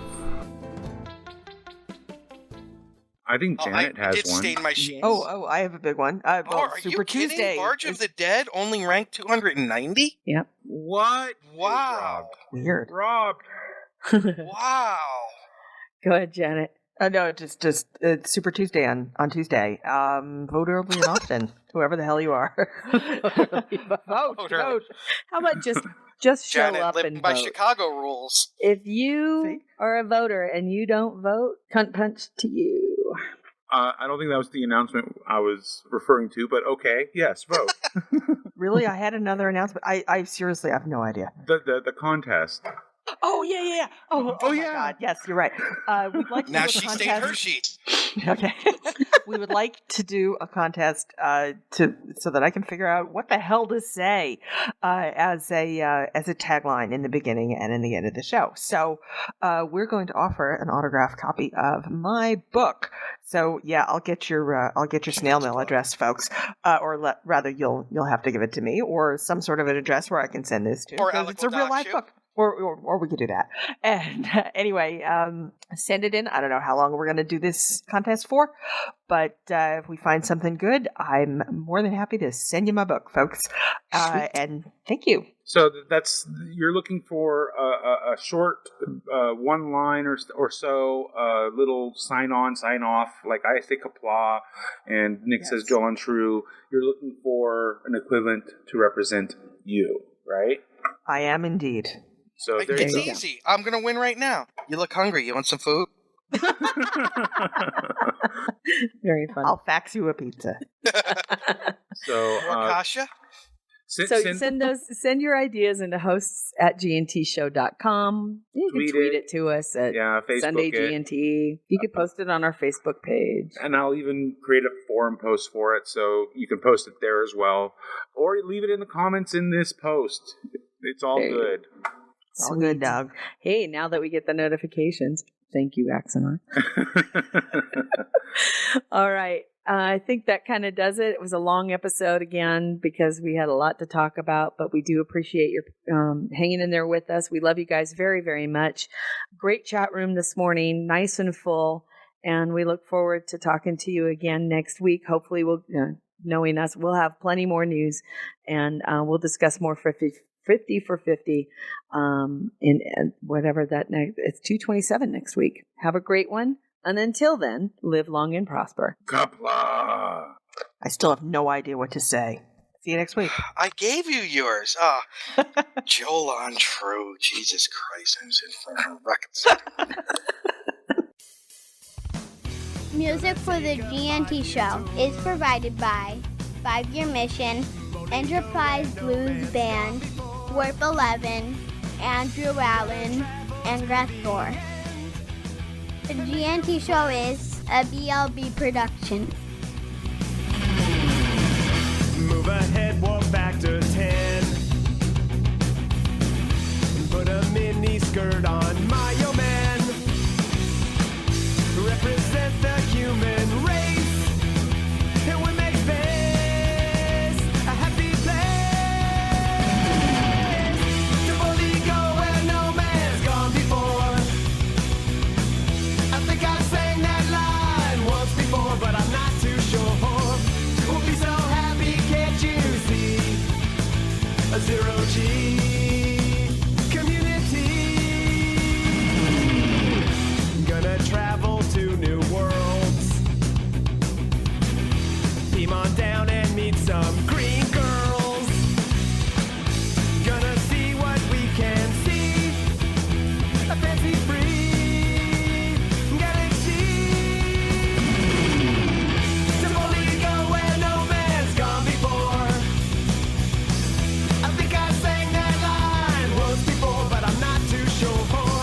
We'll be so happy, can't you see? A zero-G community.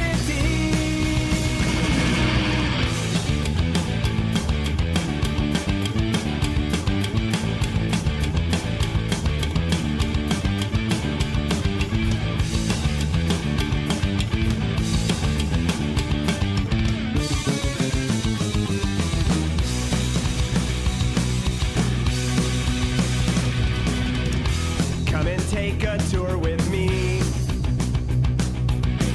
There'll be no cons or Kobayashi. Gonna travel to the end and make new friends with aliens.